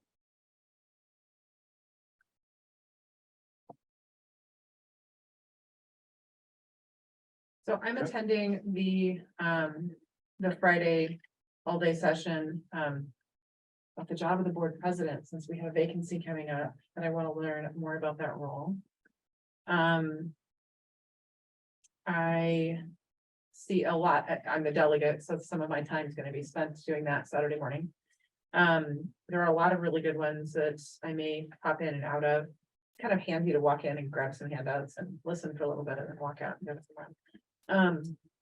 There's a number that are of interest to things we've talked about. Learnings on trust and community engagement, tips for successful board policy committee members. Are you allowed to do that? School district ethics, the legal review. Knowing your audience, community engagement strategies, re-engaging the community and rebuilding relationships. What you write and say may be used against you as far as community involvement. So there's a number that look interesting that I plan to take a look at. And rethinking our response to school violence, that's also an interesting one, the new one this year. School safety matters. Okay. Very good. Thank you for sharing. So the whole idea is that after being at this conference, being able to think for yourself, just kind of do a short summary on the session. Really what we're looking to be able to do is when we're back together as a board in December is share, here's one or two ideas with the basis behind it that we think you'd like us to explore a little bit more. I think just kind of based on where our timing is, strategic plan wise, that's going to get started. I think it'd be a great idea to be able to share those where our key points where we might want to look further. I think those would be great things for Ray, Emily, and Eric to think about. All right, we heard this from the board. How would this align if as we're looking at a strategic plan, we're talking about our overall goals? So, I mean, I think it's a really good time for us to be able to have that conversation, especially after attending the conference, and be able to provide the community more information. Okay, good. The one thing that is different than what we've had in the past few years is we were not able to have anybody sponsor us. Nobody's asked us that. In prior years, we've been invited. And to one of the sessions that Christy mentioned about the ethics piece, we're not able to ask people to take us to dinner. So that would be a violation. Normally they would just ask us. So we can't go out soliciting. So that's why we don't have somewhere to go for dinner. But I do believe there are plenty of hospitality places to be able to go. So if there are other arrangements that you want to do and meet up to go out, you can please do that. Knowing that we would be able to cover for you as the board member. And then just a note, making sure that we don't put any alcohol on our tabs. That would have to be a personal expense. But unfortunately, we won't be able to have dinner together. Hopefully next year, a year from now, that will change. The last item then in my section is regards to our decorations. So last week, we had our shared service committee members from each district of 75-120 do the presentation on decoration. And as we went through this, and one of the suggestions the committee made was Since it's a new board in each district now, we thought after reviewing it, it would be a good thing to go back and say, let's reaffirm through actual board action. That we're reaffirming the declaration and being in shared services. So this evening, what we would be asking you, the administrative recommendation would be that you as a board, please approve the reaffirming of the declaration and essentially shared services as a school board. That's all I have. Thank you. Okay, next on the agenda is committee updates, and the first one is board policy. School board policy section number 7. So hopefully everyone looking through their packet had a chance to read through this section.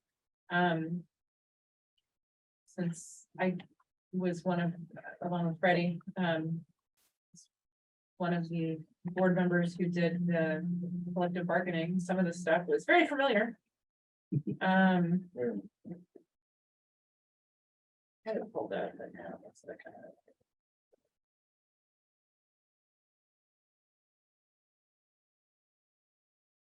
There we go. So,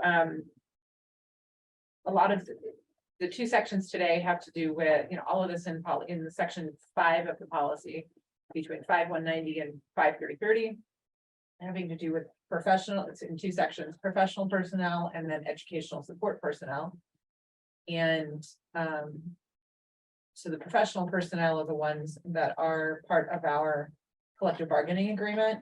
And for the most part, in our district, we seem to align a lot of our policies between the educational support personnel and the professional, not entirely, there's probably examples where there's not, but for the most part, even where for a lot of the different policies, that we've got things in line with that. So this goes through a lot of the basics, have to do with qualifications and what are my notes? Benefits. One of the things that I had asked and put into the question was just to ask, for one, since part of going through this is for us to take a look at and keep in mind of areas that, since I just got handed the big policy packet for the next time, areas that we may need to tweak or to change when we're going through and making changes anyway, as part of the press packets.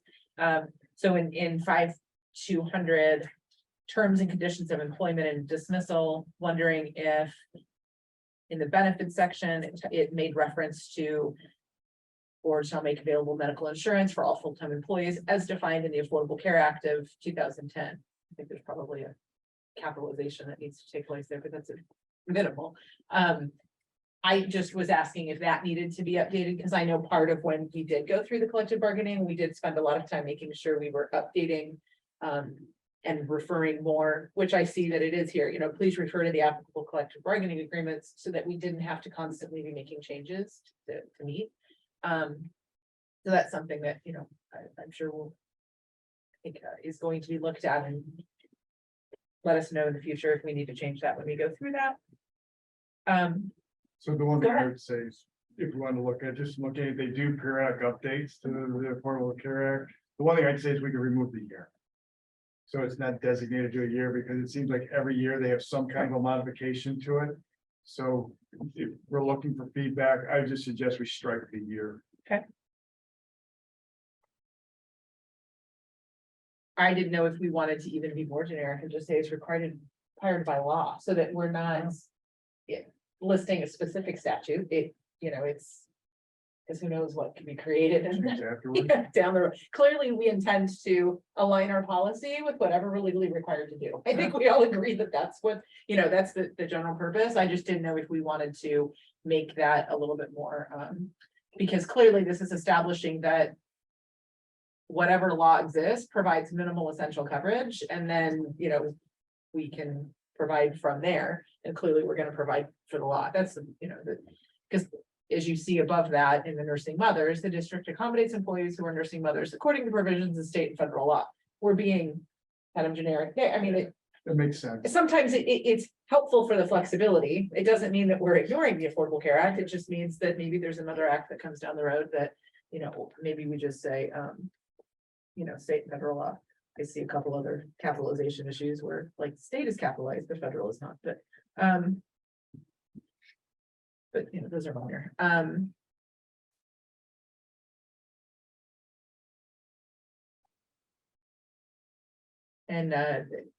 in 210, you know, resignations, let's talk about tenured teachers. They have to, have to resign by written notice at least 30 days before the intended date of resignation, which typically is the end of the school year. So if they miss that deadline, then that, you know, is an issue. And then no teacher may resign during the school year in order to accept another teaching position without the consent of the board. That's also in line with code. Substitute teachers in 5220 was another one that I sort of asked about, because I think this section is going to need to be updated a little bit. Since we have at time, you know, number one, we've changed the salary schedules and the collective bargaining, and then we've also adjusted our substitute pay to keep up with market conditions. So I think we are going to have to make some changes in here to be consistent. It had to do with, because it said for base salary at BAC rate, you know, I had said, how does that compare with the sub rate of what's in here? Because I thought we probably need to look at that. So we will take a look at that and make sure, and I can talk with Shane and make sure that we've got whatever language we need when we do the next date on that. Change with that.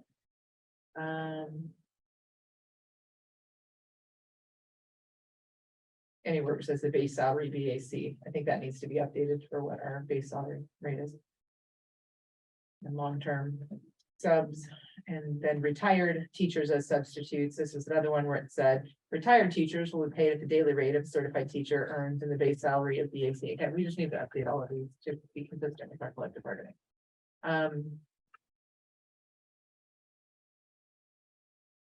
I didn't put this in the comments ahead of time, but the evaluation section. This is talking about evaluation of a substitute teacher. Is that also listed in our para handbook that we put together? And do we need to reference that here? I think so. It's the substitute. Because it's a substitute, and so that doesn't apply, right? Yeah. Okay. I just a question mark. We obviously have, you know, a provision in here that to apply to emergency situations. If there's no licensed teacher available. So it's just good to know.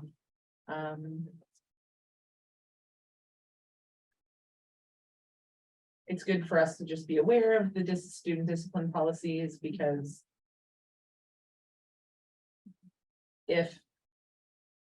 while it hasn't happened while I've been here, it could happen down the road. And obviously, you know, we do have the ability to, you know, we would be the next, the level that it would be, that discipline would be brought to if it became an issue that parents could have discussed and appealed stuff to us, which would be in a closed session, but it's just good to be familiar with.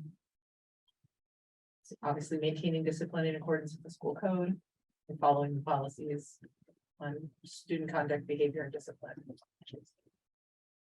Elsewhere, in case anyone was confused, we don't allow corporal punishment at our schools and in our policies, so we're all clear.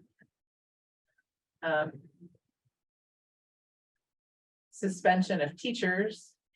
You know, we've got without pay applies to the collective bargaining agreement, and then with pay, that there's provisions in here that may come up. Good for us to be aware of that may involve DCFS, especially again when we're signing our DCFS form that you need to have mandatory. Mandated reporter forms that are in your folders you're going to sign and give to Shane.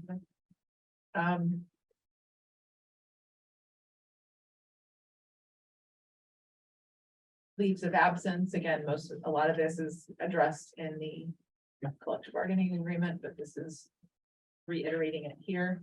And most of this follows statutes, what we have to provide, what we choose to provide. We do live in an area where some people could be involved in the military, so it does have, provides for leaves in the military. And we do provide for parents who are, or teachers who happen to be parents also have the ability to take up to 8 hours, no more than 4 hours at a time, to attend their own children's school conferences, behavioral meetings, or academic meetings. So that's good to be aware of. That we do that, allow that for our staff.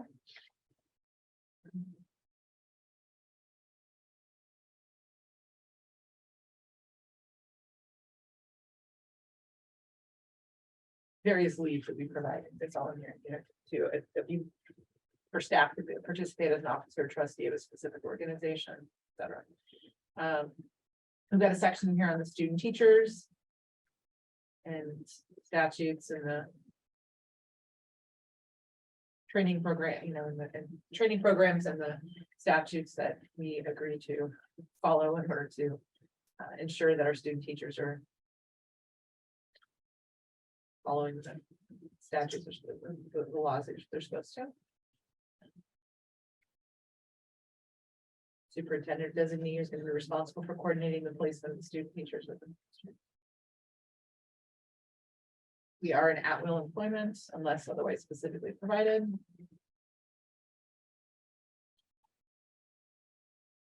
Salary and wages, we just got through that. We're good for 4 years. And we also have a section on paraprofessionals or duties and qualifications for various staff member positions, which are listed in here, and they're all spelled out for what we require for paraprofessionals, non-certified professionals working with students, coaches, athletic trainers, bus drivers, etc. Also timely. 5285 allows for drug and alcohol testing for school and bus and commercial vehicle drivers. That would apply to any new bus drivers we may hire. Section 5290 goes through employment termination and suspensions and pieces that go along with that, along with our retirement contributions and how that is paid from the different tiers based on IMRF. Then I think this is somewhat had been talked about in the collective bargaining. At some point, we will need to update this once the time delineated pieces like enrolled before this date or enrolled after this date at some point when staff, there are no down the road when there are no longer staff that enrolled prior to 2011. Again, we're not going to be there for a while, but that we would have to update that down the road. But we've got all of our policies in place for what happens for dismissals, reduction in force, which we hope not to deal with, final paychecks, suspensions, etc.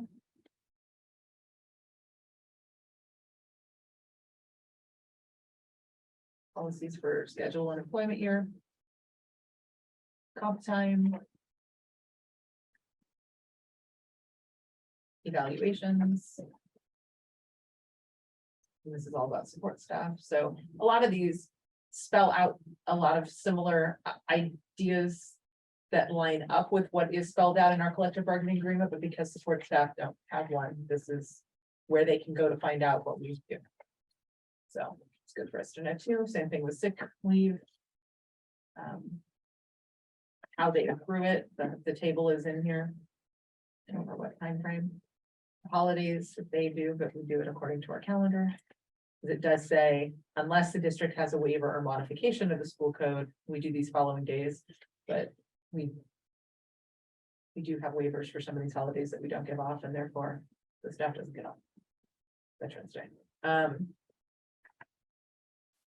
Personal leave, other leaves. And that brings us to the end of this section. Does anyone have any other pieces that if they noticed while going through it that you want to bring to my attention that I didn't highlight? Question as we prepare for December, do we want to hold off on the next section to review and focus on press 110? Well, I guess it depends on whether we're doing 2 readings, because typically we do, I mean, do you want you're saying hold off on the next section so that I can review the other one and present that at the So we next, can do 110 instead, yeah. instead, that probably makes sense. So one time. Yeah. Just a bigger one. Haven't looked at it yet, but yes, got it today. It's a big one, so. I'll take a look. You want some help? Anybody, sure? I'm willing to help, just. Okay, sure, no, that'd be My fine. way. Does anyone else want to do it, or should I just cut it up between Kevin and I, or? I'm happy to look at it too. And if it fits into your schedule, there's usually, and I think there is, a press policy. Webinar, but there's also usually a seminar at the Oh, conference this weekend where they usually go through and sort of highlight, hey, this is what's coming up too. So if you have room in your schedule and want to do that, that's another way to kind of get up to speed on it so that you're a little more versed on what we're doing when we all start reading through it. It makes it easier. But the webinar that we can either have Anna sign us up for it, or you can do it through the emails that you got. Sure. Those are helpful too, because they give you the highlights. If you miss it, they also archive it. Mhm. You can watch it at a later date with time. In all your spare time. Yeah, well, that sounds good. Okay, next on the agenda is the Finance Advisory Committee. No, nothing to report. Okay. Next meeting, not till January. Have you had a meeting recently? No. Okay. I was just curious. Not since our last board meeting. No. We did a meeting, didn't we, Jane? Since the last board meeting, no. Did we talk about it at The previous meeting, you Yeah. had given an update because I missed that finance meeting. Yeah. Right. And that was about the bond. Yeah. Right. But nothing new. Okay, next is shared services. Since we just had a meeting, what was that, last week? A week ago. Yeah, nothing new to report. School board. We are on code number 5 of the Code of Conduct. Code number 5 reads, I will abide by majority decisions of the board while retaining the right to seek changes in such decisions through ethical and constructive channels. Author goes on to say, thus, if the majority of the board votes opposite the way you vote, you have an obligation to support the board and the superintendent. You do retain the right to keep your opinions and share them during legal and appropriate situations, but never to undermine the board decision, other school board members, or the administration. It's kind of made me think of the unity of purpose from the shared services. I know last week we talked about, the comparison between the two. But I thought unity of purpose was a really good way to sum up that code. It's all about being unified in our decisions. And because really that unity has a trickle down effect. If we're unified in our decisions and supporting those decisions, it supports administration and being able to follow through with those decisions. And the opposite of that is true as well. If we're not in agreement and we're not supporting decisions together, it's going to be hard for administration to also do their job too. If we're not in support of each other here. So just my 2 cents. Okay.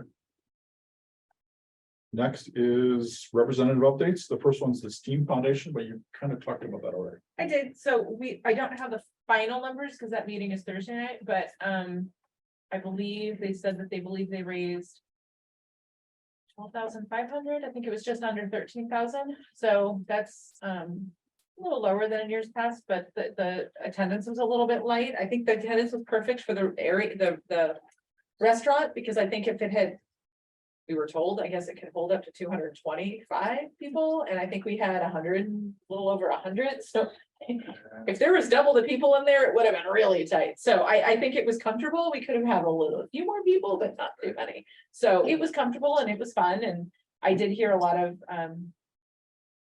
people that heard from friends who went that were kind of sad that they didn't go and intend to go next year. So that's good. So we'll do that. But it's a good opportunity for us to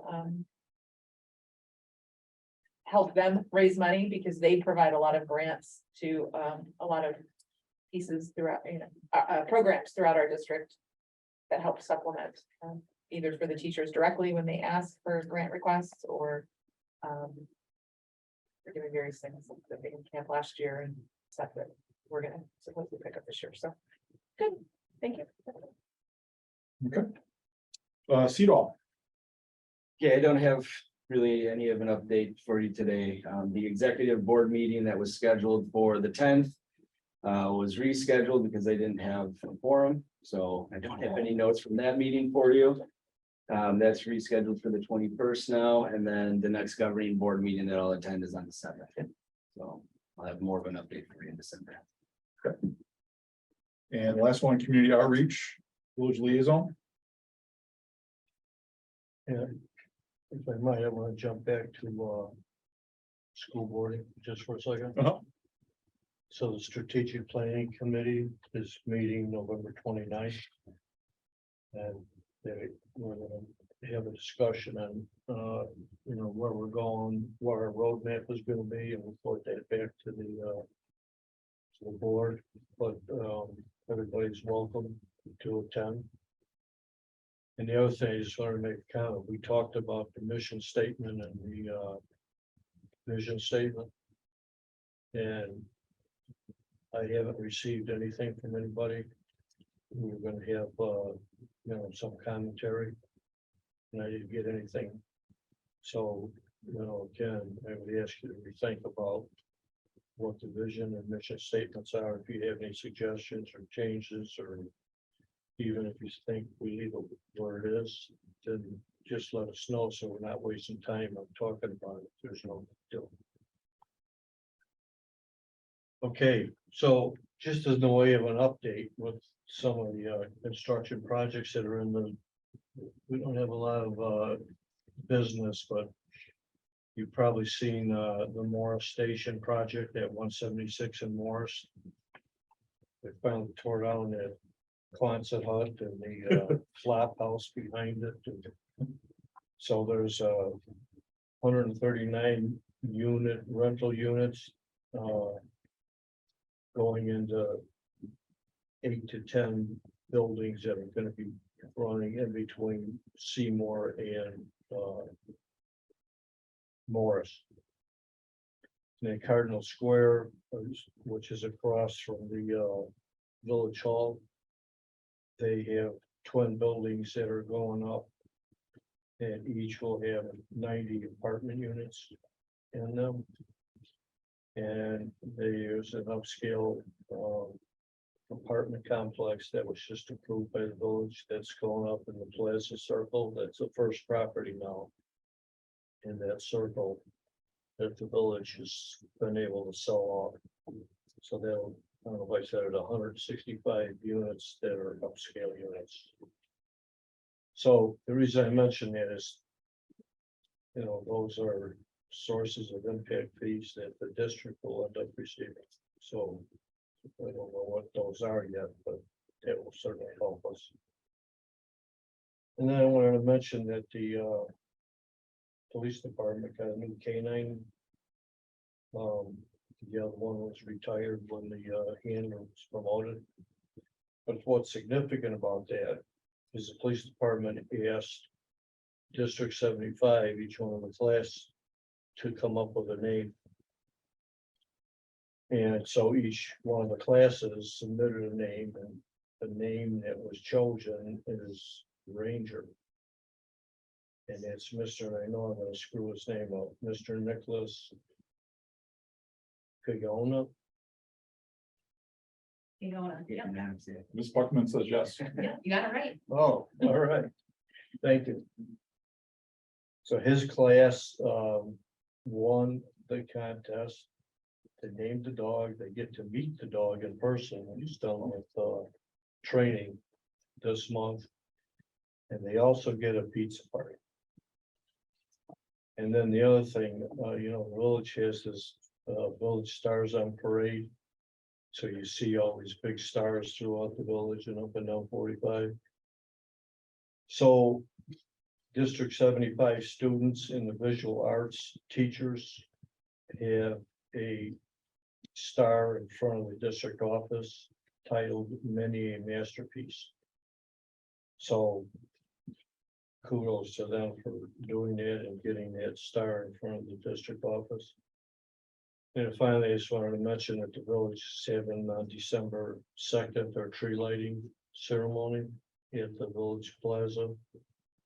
And there's refreshments and entertainment, and then it ends up with a fireworks show. So it starts at 4:45 and ends at, I think it's 6:30. Which class in school won the Ranger contest? Oh, I'm sorry, I missed it. 8th grade at Carl Sandburg. Great, cool. Got it. And then I just wanted to ask you about, you sort of mentioned impact fees, but did you read those letters and stuff that I gave you at the last meeting? Yeah. Okay. Any feelings about that? I actually had a meeting with village manager. Mhm. And there were a lot of things that were going on beyond everybody's control, which ended up driving it. But that's not the same thing that's gonna end up happening with Plaza Circle. That one's going to go the way that we were expected to go. Okay. Because all of this project sound like they will likely impact our district with additional students. Whereas some of the other projects of late probably wouldn't, you know, have had a significant impact, but a lot of those rental units, given that I remember looking at it and saying, you know, it's not like they were just one bedrooms, you know, multiple bedrooms, which is more likely to have kids, which are more likely than to further impact our Yeah. classes and sizes and, you know, all of that. So it's important. Yeah. There's so many theories about if it's gonna impact it or not, you know. Like if it's you know, rental units across from the train station. People aren't expecting that those are people that are be coming there with kids. Upscale rental, so. It's all guessing, you just don't really know. But still, we need to. You know, they use what they call the Naperville formula, so I think that's pretty much what we're gonna try and do there. Yeah, I understand that, but I also think that, you know, the document that T provided, Kevin. Yeah. And then I had on, I shared with you, you know, we have students now.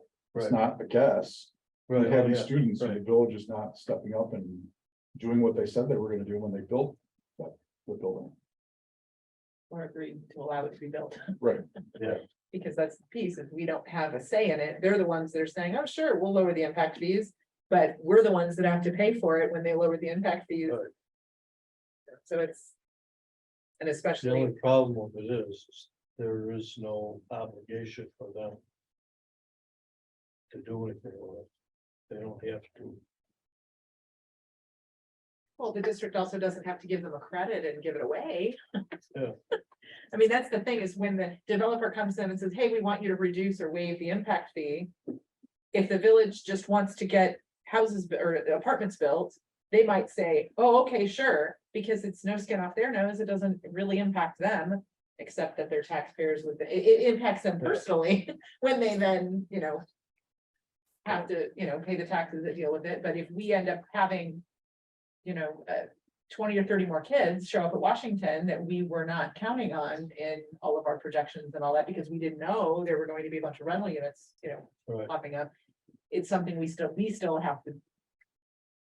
Put them in classrooms and get teachers for them and, you know, all of that, so it's. Well, I think the discussion on the latest one is gonna be different than it previous one. Yeah. There was just a lot of stuff going on with it. Because I had looked at, I know that I had seen chatter and then looked into it further, and it looked like it had already been approved and was done, so it's, you know, it is what it is, and it's done at that point, but. If there are things that it would be helpful to have You know, if I knew about, I don't make a point to watch the board meeting, the village meetings on a regular basis, because I just don't have that kind of time. But if I knew something was coming up that they were gonna talk about impact fees, I'd go to a meeting and talk. So, you know, if you could, if you knew of things like that that are coming up, to let us know, I'm more than happy Yeah. to, you know, because sometimes it's the squeaky wheel gets the grease, and if we don't talk and at least voice our opinion, I don't expect them to stand up for us without knowing. Right. Right. Kevin, can you shed any light from any of the other taxing bodies about this topic? Well, I think part of the thing that's taking place is all the taxing bodies have addressed it differently. With their ability to work with the village as to regards to developments that are going in. I guess an example would be is there's opportunities where, like for a school district, you have a senior housing facility being developed. That impact isn't gonna hit us. So there's opportunities where we could actually say, you know, we're gonna waive the fee, which would require us to come to you and say, board, we think it'd be best if we waive the fee. There's other district, public districts that they don't choose to do that, and they don't always have to follow or don't choose to follow the Naperville formula. So they could ask for much larger amounts. And it became from that inconsistency that occurred throughout all the taxing bodies that created the need for the village to actually go to, they're the ones setting the standard. Since our last few meetings, I've had a couple of meetings with the village manager. What we've talked about is showing him, and I provided him the impact of what the Naperville formula would mean for us in certain scenarios compared to what we've received. Showed him some actual impact of what it could mean for us as far as being able to continue to support education long term. He's very well aware of what that impact is. He also has to work within the confines of a board and what they want to do. So what we are agreed upon is saying that he understands our needs. We're going to keep talking each time something that comes through. It does not mean that the Naperville formula is going to be used, but they'll do the best they can with what they think with weighing the balance, which Ray said, bringing in hopefully some economic development versus trying to make sure they're supporting us with the impact fee that does happen. But like I said, in those scenarios, if it would be helpful for the village board members to hear from some school board members to say, because again, and I like the idea of what you're doing with the other taxing bodies and talking together, because for the example that you brought up, if there's a senior housing development, I have no problem saying, yeah, we'll waive the fees because we want the park district to be able to get the impact on that, because they're the ones that are gonna have to now increase their senior programming to account for all these seniors there, where they're not gonna have to increase their education in the school district. That makes sense. Right. But then it's allowing a collaborative effort so that, okay, down the road, when there are more, you know, younger family, likely rentals likely to attract younger families as opposed to seniors or whatever, you know, that maybe because we wait, you know, step back, because again, we don't want to just have all the taxing bodies just step in and have a grab, because then that impacts everybody differently too. So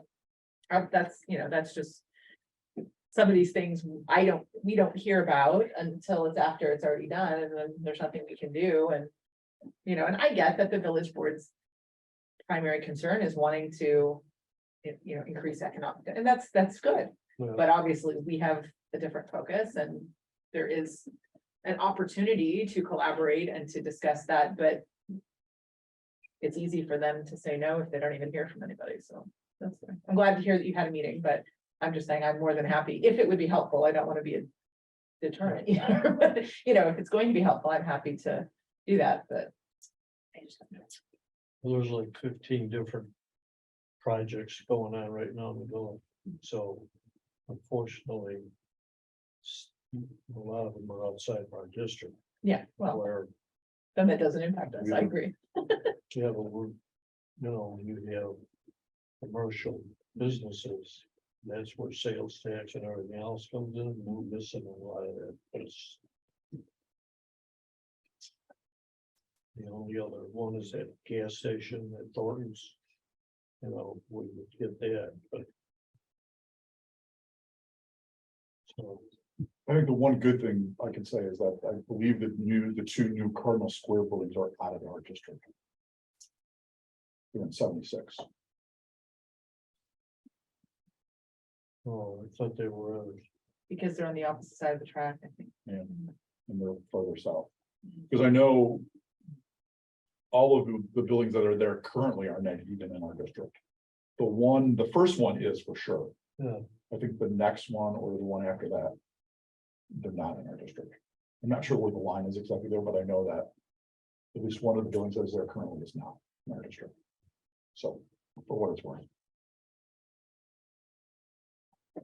Cause these two that are going up are like pushed up, out.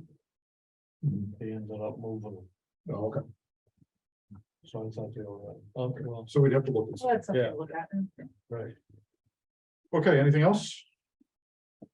Oh, no. Thank you. Okay, next on the agenda is the consent agenda. If there's a board member that would like an item removed or tabled for further discussion, now is some time to communicate that request. Anyone have anything? Okay, I move that we approve the consent agenda, which includes the October 8th regular board meeting minutes, the November 8th special board meeting minutes, the approval of personnel report, the bill list, the annual renewal list, FOIA requests, and the treasurer's report. Second, Second by Ms. Fingerhut. Will she please call the roll? Holly, Aye. Fingerhut, aye, Gallegos, Aye. Pelletier, Aye. Carl, Aye. Rose, Aye. Hitzky's not present. Okay, next up is the board action items. I move that the Board of Education, Mundelein Elementary School District 75, accept the superintendent's recommendation to approve the resolution declaring the intention to issue $4,500,000 working cash fund bond for the purpose of increasing the district's working cash fund, and direct that notice of such intent be published in the manner provided by law. Second. Secretary, please call the roll. Holly, Aye. Rose, Aye. Hitzky's not present, Gallegos, Aye. Carl, Aye. Pelletier, Aye. Fingerhut, aye. I move that the Board of Education, Mundelein Elementary School District 75, accept the superintendent's recommendation to approve the resolution calling for a public hearing concerning the intent of the board to sell 4.5 million working cash fund bonds for the purpose of increasing the district's working cash fund.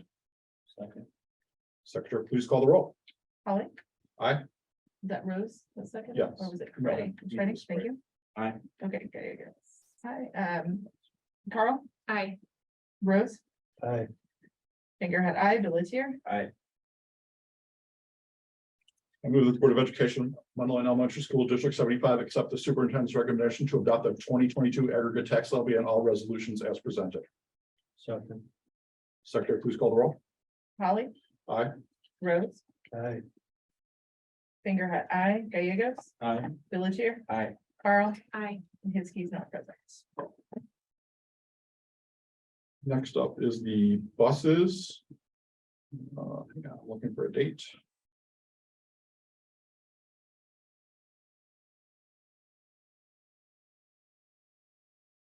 I move that the Board of Education, Mundelein Elementary School District 75, table the recommendation to purchase 2 minibuses and hire 2 drivers to the December 20th, 2022 board meeting. Is it the 15th? It's 15. I have the 20th on my calendar. Next board meeting, 13th? December 13th.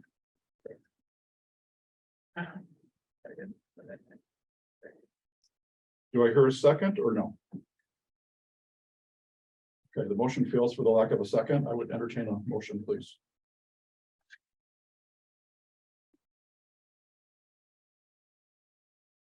I'll move that the Board of Education of Mundelein Elementary School District 75 accept the superintendent's recommendation to purchase 2 minibuses and hire 2 drivers. Secretary, please call the roll. Fingerhut, aye. Pelletier. Aye. Lot to do at once. Gallegos, Aye. Carl, Aye. Holly, No. Rose, Aye. and Hitzky's not present. I move that the Board of Education of Mundelein Elementary School District 35 accept the superintendent's recommendation to approve the 23-24 and the 24-25 proposed school calendars as presented. Second, Secretary, please call the roll. Holly. Aye. Fingerhut, aye. Rose, Aye. Carl, Aye. Pelletier. Aye. Gallegos. Aye. And Hitzky's not present. I move that the Board of Education of Mundelein Elementary School District 75 approve the declaration. The shared services declaration and board agreements as presented. Second. Secretary, please call the roll. Holly. Aye. Pelletier. Aye. Carl. Aye. Rose. Aye. Gallegos. Aye. Fingerhead, aye. Hitzke not present. I move that the Board of Education will enter into executive session at 9:18 on November 15th. For the purposes of the purchase or lease of real property for the use by the public body. And discussion of minutes lawfully closed under the Open Meetings Act. Second. Secretary, please call the roll. Holly. Aye. Rose. Aye. Carl. Aye. Gallegos. Aye. Hitzke not present. Fingerhead, aye. Pelletier. Aye. 9:19. All right, we're going to reconvene the board meeting at 9:51 PM. Secretary, please call the roll. Holly. Here. Rose. Here. Carl. Here. Pelletier. Here. Fingerhead here. Gallegos. Here. And Hitzke is not present. I move that we approve the District 75 executive session minutes for October 18th, 2022. Second. Secretary, please call the roll. Holly. Aye. Rose. Aye. Gallegos. Aye. Pelletier. Aye. Carl. Aye. Fingerhead, aye, and Hitzke not present. Okay, President's prerogative. So I had up on my phone, the meeting for next month is December 20th. That's the email that I received. So just double check. It's really the 13th.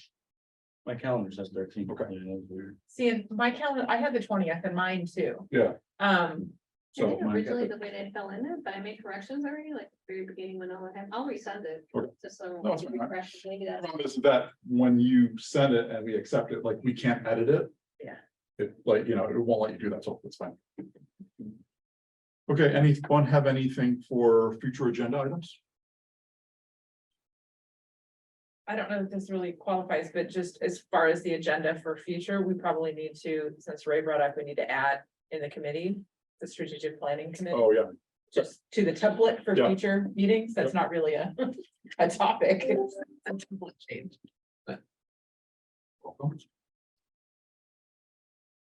Okay, anything for the good of the group? I move that we adjourn. Thanksgiving to Oh, everybody. sorry. Happy Thanksgiving, everybody. Thank you. Happy National School Board Day, actually, this is the. Thank you. the day. All right, I move we adjourn. Second, All those in favor, signify by saying aye. aye. Anyone opposed? We are adjourned. 9:53.